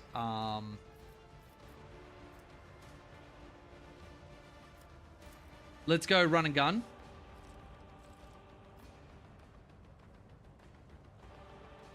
And let's move up to here so I can see her better. And then let's shoot through the bits. And so shall it be done. Nice. And then do a second shot. In service. Nope, didn't work. Okay. We'll end turn there. Pascal's lying down for just like no reason. Time to slaughter someone. Just dashed away and then came back in for no reason. And then attack of opportunity. He's just dead. Okay. Then you, Cassia, can't see through there. So what we're going to do is have Finest Hour. Adira's going to get another turn. Here's what I love about officer archetypes. You just give a full turn to one of you guys. Psychic Scream just blows him up. Psychic Scream blows you up. And that's all the enemies? Hell yeah, brother. All right, so where are our bodies? Just a Kniff. You. A serrated mono knife. Okay. Knife has a chance to inflict bleeding and some flak armor. Cool. Where are my other things? I think I saw something that I could pick up there. Yep, goods. Okay, we got gas cloud grenades, bunch of cargo. S-cargo. Go there. All right, bunch of Kniffes. Prisoner. Let's go. All right, goods. I swear, the Emperor hasn't forsaken me. Guess who just came down the shuttle gangway among the fresh batch of prisoners?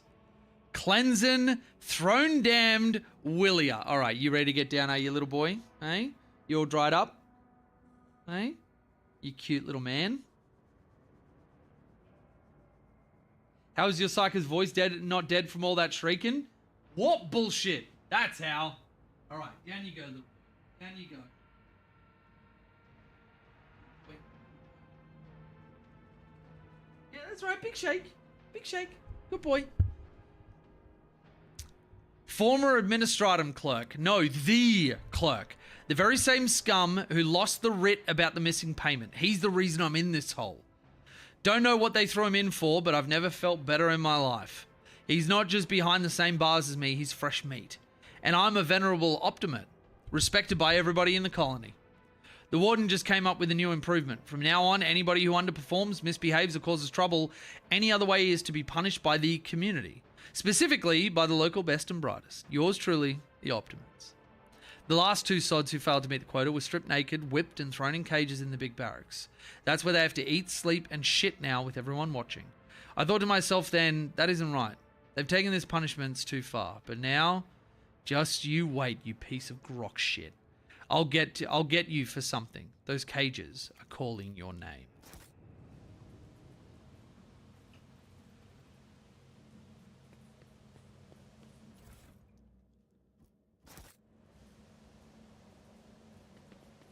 Any other bits of loot? No? Okay.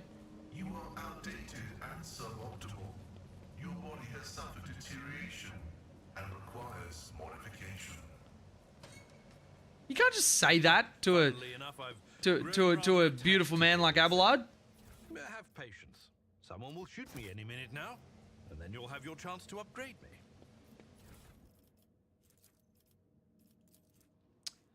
Prison Diary of Artishan Part 3. I'm scared. I should have known all that charity from the warden was going to bring nothing but trouble. No noble, no matter how balmy, would pull anything of the sort. But that man, it started with the little things. The warden would come by to talk, as he did. Except he used to ask us questions before, and now he was mostly gushing sermons. Some gibberish about a path to purgation, the sanctity of sacrifice, seeing with blinded eyes. I listened and nodded. Yes, Master Warden. Of course, Master Warden. He could say whatever rubbish he wanted, as long as the tasty Optimate meals kept coming. I thought everyone else was doing the same, nodding just to please the big man. I was wrong. After that, people in the barracks started yapping on about purgation and blindness too. Apparently, us Optimates were no longer just the warden's favourites. We were, Emperor forgive me, prophets of some kind, who were meant to save the rest of this sorry lot, or awaken them, or make them see. Some rubbish along those lines. People were now supposed to make sacrifices to Optimates. Yesterday, the sap who slept in the bed under me in my first year here cut off his own damn ear and crawled on his knees towards me. He handed me the ear and begged me not to forsake him when the fateful hour came. What in the throne am I supposed to do with an ear? Why is everyone, every single one, staring at me all the time? The warden said the time was nigh, that fate had truly great things in store for the Optimates. I went to look how good my friend Cleanson was doing, how my good friend Cleanson was doing. He hadn't spoken for 3 months ever since I had all his top teeth ripped out. He spoke today. He looked straight at me and said, "Dead man." I kept hitting him until it hurt. Until it hurt me. Now my fist and feet are all bruised. Half the barracks stood there and watched and prayed. I'm scared. Okay, warp law. The Whispers told me how. The symbol before you bears a familiar scent, that of the dark forces of chaos. Yeah, it does. We're gonna kill some chaos shit. Judging by the number of horrid morsels, dozens of victims were slain here. Yeah, they were. Let's go tech use, demolition. No, we'll just do tech use. Operation successful. Oh, what do we got here? The dawn is nigh. The Optimists will guide us into a new existence. Oh boy, okay.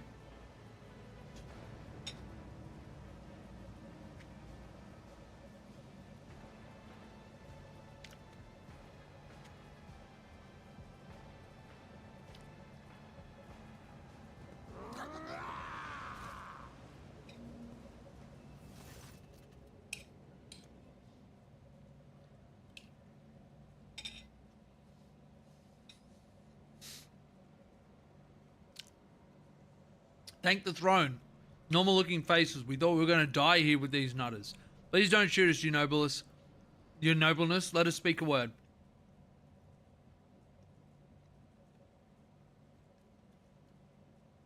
Well, this is a welcome change, talking before shooting. Still, Lord Captain, the look of this ragtag bunch hardly inspires trust.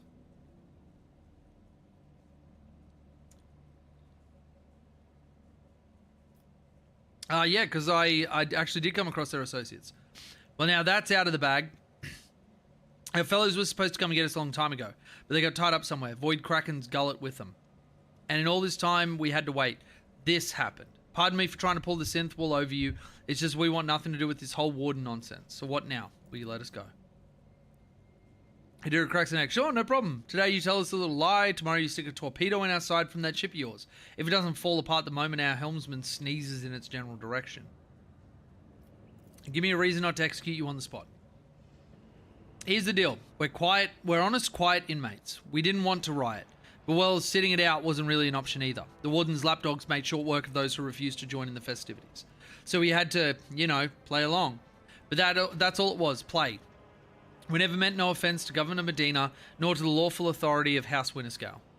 Give us a chance, eh? We just want to wait until everything blows over and we can go back to ourselves and quietly do the rest of our time. Does the fact that this serf is presently confined and therefore has previously betrayed the trust of the Imperial servants need to be vocalized? Or is it evidence to the late persons uninitiated in the sacred mysteries of logic? A repentant, honest heretic. How novel. Lowborn's speech is modelled with colours that conceal his true darker hues. This old man has a long history of lies, and he's using his wiles honest as well. But I see no foul corruption or ill intent in his words. Pah, why soil your tongue talking about that heretic? But if you insist, here's how it is. The warden of this here prison, the Honourable Master Casteglia, was a crackpot from the start. The previous warden ran things the proper way. Prayer, 1 meal a day, work, a punch in the chompers from the guards, work again. But the new one, do you know what his first decree was? He introduced lunches and dinners. By the 9 hells, that's 3 meals a day. That man was obviously stark raving mad. Oh my god. Things only went downhill from there. The guards quit it with the teeth punching. The warden forbade them. Instead, the overseers started counting which prisoners were digging up more things in the quarry or swinging their pickaxes harder or whatnot, and then, would you believe it, they put together a list of best workers. And if somebody on that list also showed good behaviour, that's when they get promoted to an optimate. That's the upper crust among us jailbirds. Well, it's how it was at first. Then the warden decided it's the optimates, not the guards, who should be in charge of punishments. And that it wasn't the overseer's job to watch the prisoners work, it was the optimates. Well, let me tell you, that's when these goody two-shoes really started to shine. The guards ain't even in the same league as our dear fellows, the optimates. In the old days, we had maybe 5 or 10 stiffs kicking it a week. Now, well, we were lucky if it wasn't only 50. And that wasn't even the end of it. Warden Casteglia moved out of his chambers to live right in the quarry, under the dome. And I think something in his new home really scrambled his brain. He began spouting the wildest things like the optimates are saints who will behold the truth. And he started talking to them, started taking them to the quarry. Not all of them returned. The ones who did, you wouldn't recognize them. More beasts than man. They were butchering people left and right, even guards and overseers. The warden himself had armed them. And that's the whole sob story. But I knew it from the moment he'd let us have dinners. Oh, this won't end well. The old codger's right. Whenever nobles start giving handouts to commoners, something always goes wrong. I mean that with all due respect to your ladyship. No offence intended. If I spare you, what do I gain from it? Now, how can lowly jailbirds hope to thank your noble self? I have an inkling. You see, us here, how should I put this? Different from the rest of the prisoners. They're all petty thieves from Rykad Minoris, debtors, gutter snipers. They're no one serious. Now we, you noblest, are cut from a different cloth altogether. We're fortune seekers from the void. Why don't we tell you we're on Footfall Station, you know Footfall, the only shipyard and the best market in all the Cronus Expanse. Yes, so when on Footfall you can find some very serious business-minded people. And you can get yourself a very special discount from them on some very special goods. What kind of very serious people? The most serious kind, you noblest. Have you heard about the Fellowship of the Void? It's the largest pirate alliance in the Expanse. There is no leader, of course, but there are some terribly serious captains who decided that cutting each other's throats over loot was, counterproductive. But cutting throats together, now it's anti-counterproductive. And well, their joint efforts leave them with an excess of spoils, so they need to dispose of it somehow. And I, you noblest, just happen to know someone who handles such kinds of dealings on behalf of those very serious people. Do I spare them, or do I kill them? I think it makes a good deal. Spared it is. Remember Footfall Station, there's this district there, the Shadow Quarters. It's called that because it's located behind the statue of our holiest emperor. I've known folks who called it something else, also on account of it being behind the statue. Don't repeat their mistakes, I tell you. Reverend Hieronymus wasted no time finding and burning them all. Forgive an old man for getting distracted. So, Footfall, the Shadow Quarters. There's a bar there built into the remains of an old ship, and in the bar, in the back room, a certain Rizza does her business. She has the Riz. Tell her Grandpa Barkful says hello. You'll be her favourite client in the blink of an eye. There we are. Well, your nobleness, we'll be going now if you don't mind. I go dogmatic, and this is actually the type of character that I'm playing. I am playing dogmatic, and I think dogmatic has to be it.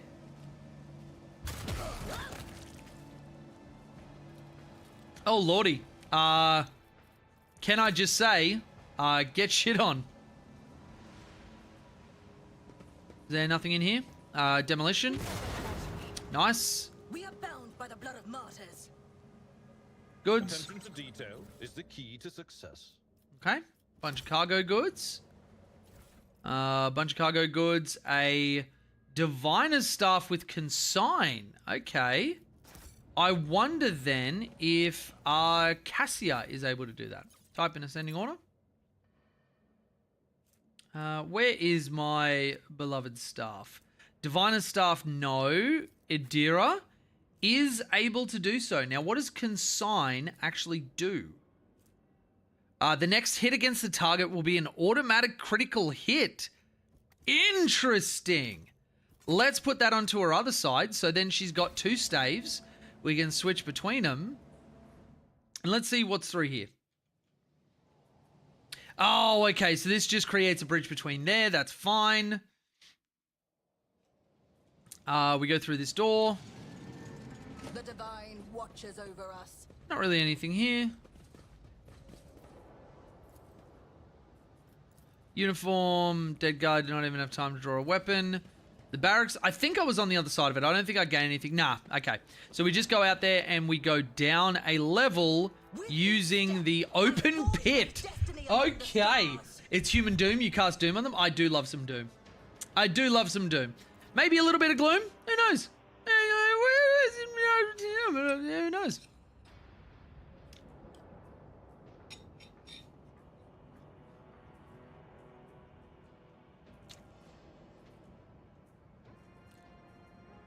Well, this looks nice.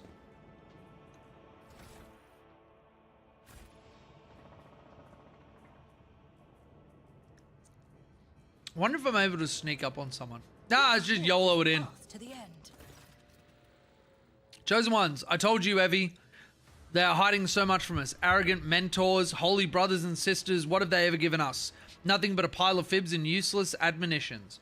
The voice of the man standing with his back to you sounds almost soft, heedless of everything but what is in front of him. He leans over a prisoner dressed in expensive clothing. But Aurora, she is different. She spoke with me like no one ever had before. She revealed the truth to me, and now I can reveal it to you. If you just stop struggling for 1 minute. What? The man finally realizes he's not alone and turns to you. He's clutching a long, thin, metallic rod with blood dripping off it. We have guests? From the Von Valencia ship, I would wager. Evie, my dear, you will have to wait. Do not be faint, I beg of you. It's important that you feel everything. Oh, do not faint, I beg of you. Including your other eye. Such dreadful shades, Cassia recalls and covers her mouth. The colors of this place, they are putrescent to the core. And these people, their colors are oozing with madness and despair, pain and doom.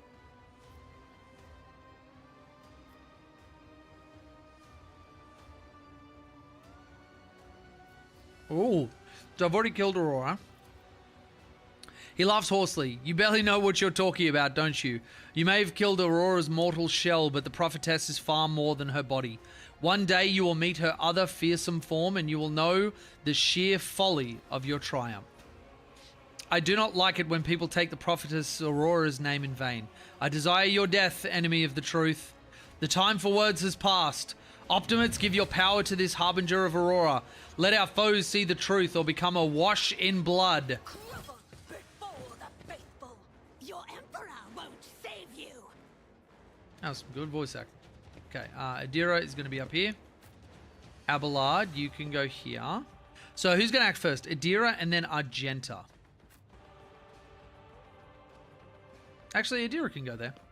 She's going to act first. Argenta, you can be up there. Cassia, you can go here. Pascal, you can go here. And I am going to go up here and snipe. All right. Start the battle. And let's see it. Chain Lightning will get a lot of kills. A lot of mother flipping kills. God, I love Smite. Oh, all right, and then we are going to analyze to get exploit on you. We are going to expose weakness. We are going to joint analysis. And then that will end her turn. All right. My boy is going to move out here. Allies, weapons, recoil. Yep, so we're going to go a Machine Spirit Communion.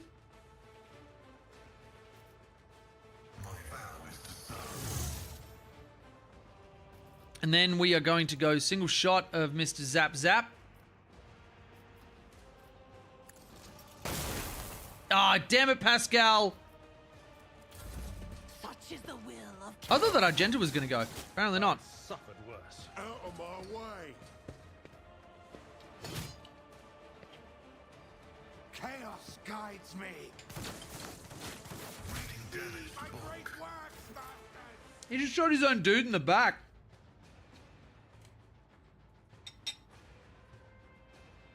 I've been munching on Chinese food all day. I keep forgetting to eat. So it's literally just like a moderate sized bowl. But yeah. Alright, Argenta is going to do a Furious Recital.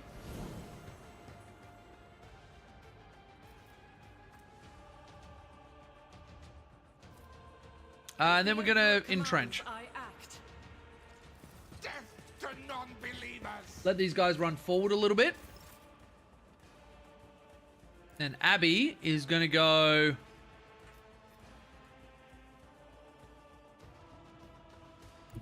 A tactically sound approach. There is going to sworn enemy the Warden. Is going to smack, big smack. And then is going to charge. No, target's too close. Okay. We're going to brace for impact.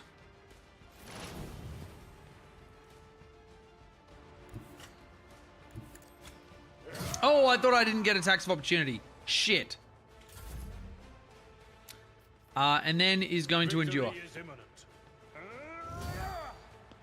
Shouldn't have moved Pascal. And then let's Taunting Scream. All of you. My duty.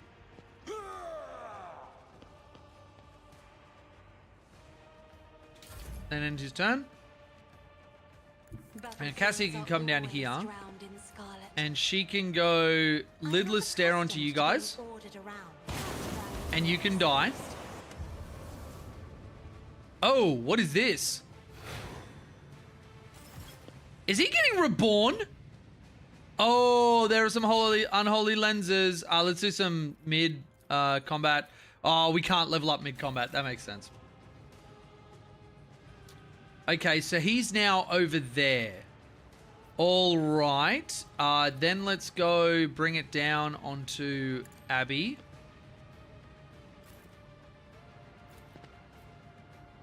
Shit, he was a bad choice. Oh no. Zoom over there. Very nice. And then end her turn. And then my character is going to move over here.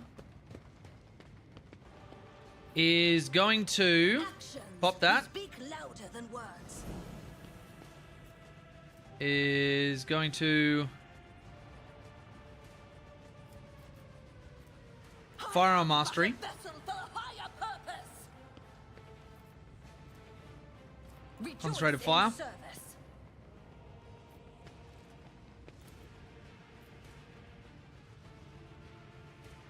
Oh wait, I can't even use rapid or concentrated fire. Damn it.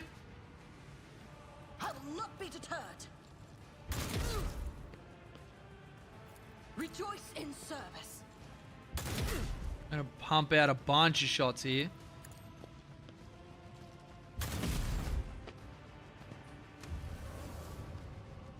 And now he is respawning just there. Okay. Then The Emperor commands. run and gun. And let's just remove some of his Actions peons. will speak louder than words. Damn it! Alright, Idira.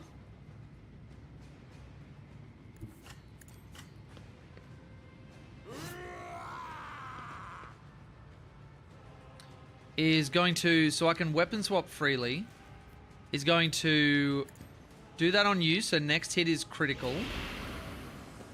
And then swap again. And then... Oh, I can't use that after using it. Okay, so I can't use the psychic ability. Forewarning is going to go onto Pascal. I probably should have just screamed at him, but whatever. And then we are going to analyze for exploits onto him. Then we're going to expose doubt weakness. And then I'm going to expose some of these nuts. Alright, cool. Indira's going to move back a little bit. And that's her done. Okay, so Pascal is...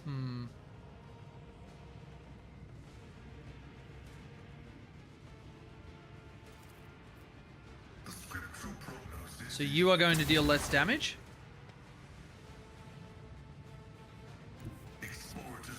He's going to walk in. And then...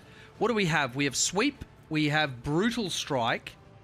And we just have his normal strike. We'll just go his normal strike. Oh, ho, ho, ho! Let's go, that big crit! Okay, and then we're going to expose you, put some more exploits. And that'll be all. And then we get the guard. Only one hit for 3 damage. Not too bad. Death to the weak.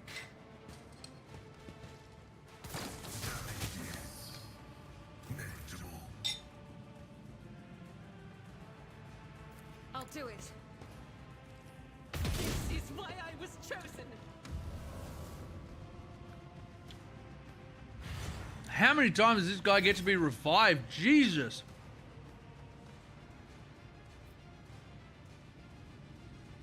Faith without deeds is worthless.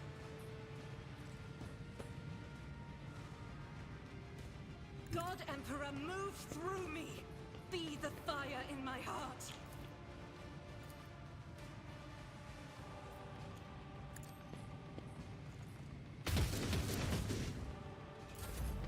You suck. Alright. Let's go you.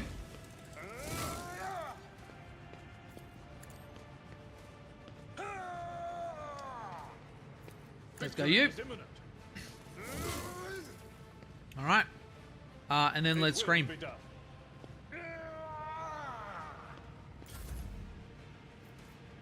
Right, Cassia is going to move like this. She's going to lidless stare you. And then is going to go... I am a Bring it down. navigator, not a servitor. Rejoice in service. Are you freaking kidding me? Absolute bullshit. Absolute bullshit. You had a 98% chance to hit.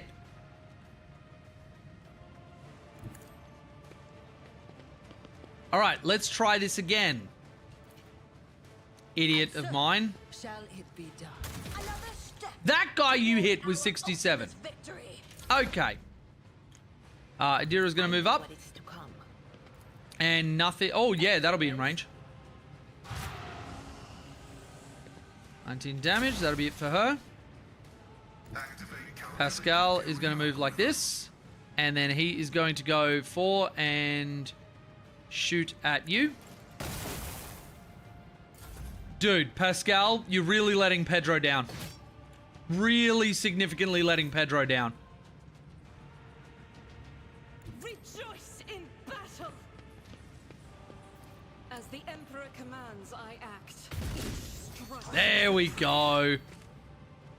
All right, and then we're going to go Firearm Mastery. And she is going to fire.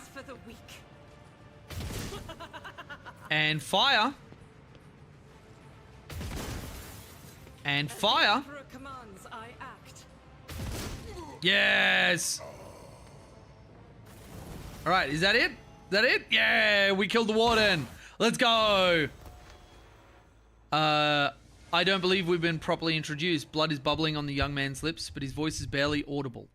But even now, it remains melodious and quite courteous. Yvain, Winterscale, Coronis, greatly pleased to make your acquaintance. On the rare days that Lord Winterscale visited Uruk 5, the station was awash in a mist of warm hues. We were forbidden from meeting each other, but I was delighted to see such rare colours in my home. Now, however, his colours are darkening, twisting from pain and bitterness. We must help, Lord Captain. We must save the clarity of his soul, for he whose presence makes the world a little brighter deserves no less. Lady Cassia, I presume, the sacred child of House Orselio. How disgraceful it is that on the day we finally meet, I, Yvain looks away in shame, find myself not at my best. There is no disgrace in your predicament, Lord Winterscale. The Lord Captain and I met under similar dreadful and tragic circumstances.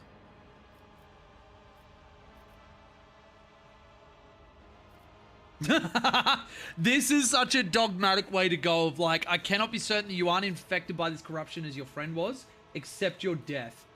How does a bolter only do 2 damage? Our Space Marines on the tabletop.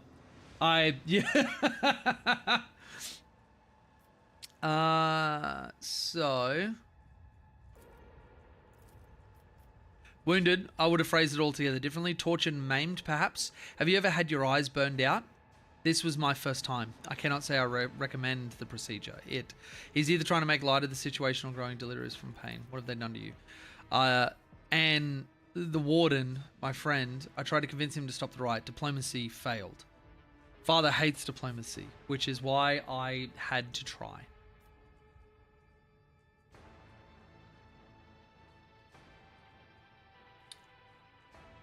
You know what? I played the good one in my other playthrough. I think Dogmatic has to be this one. He casts abruptly, but has neither the time nor the strength to defend himself.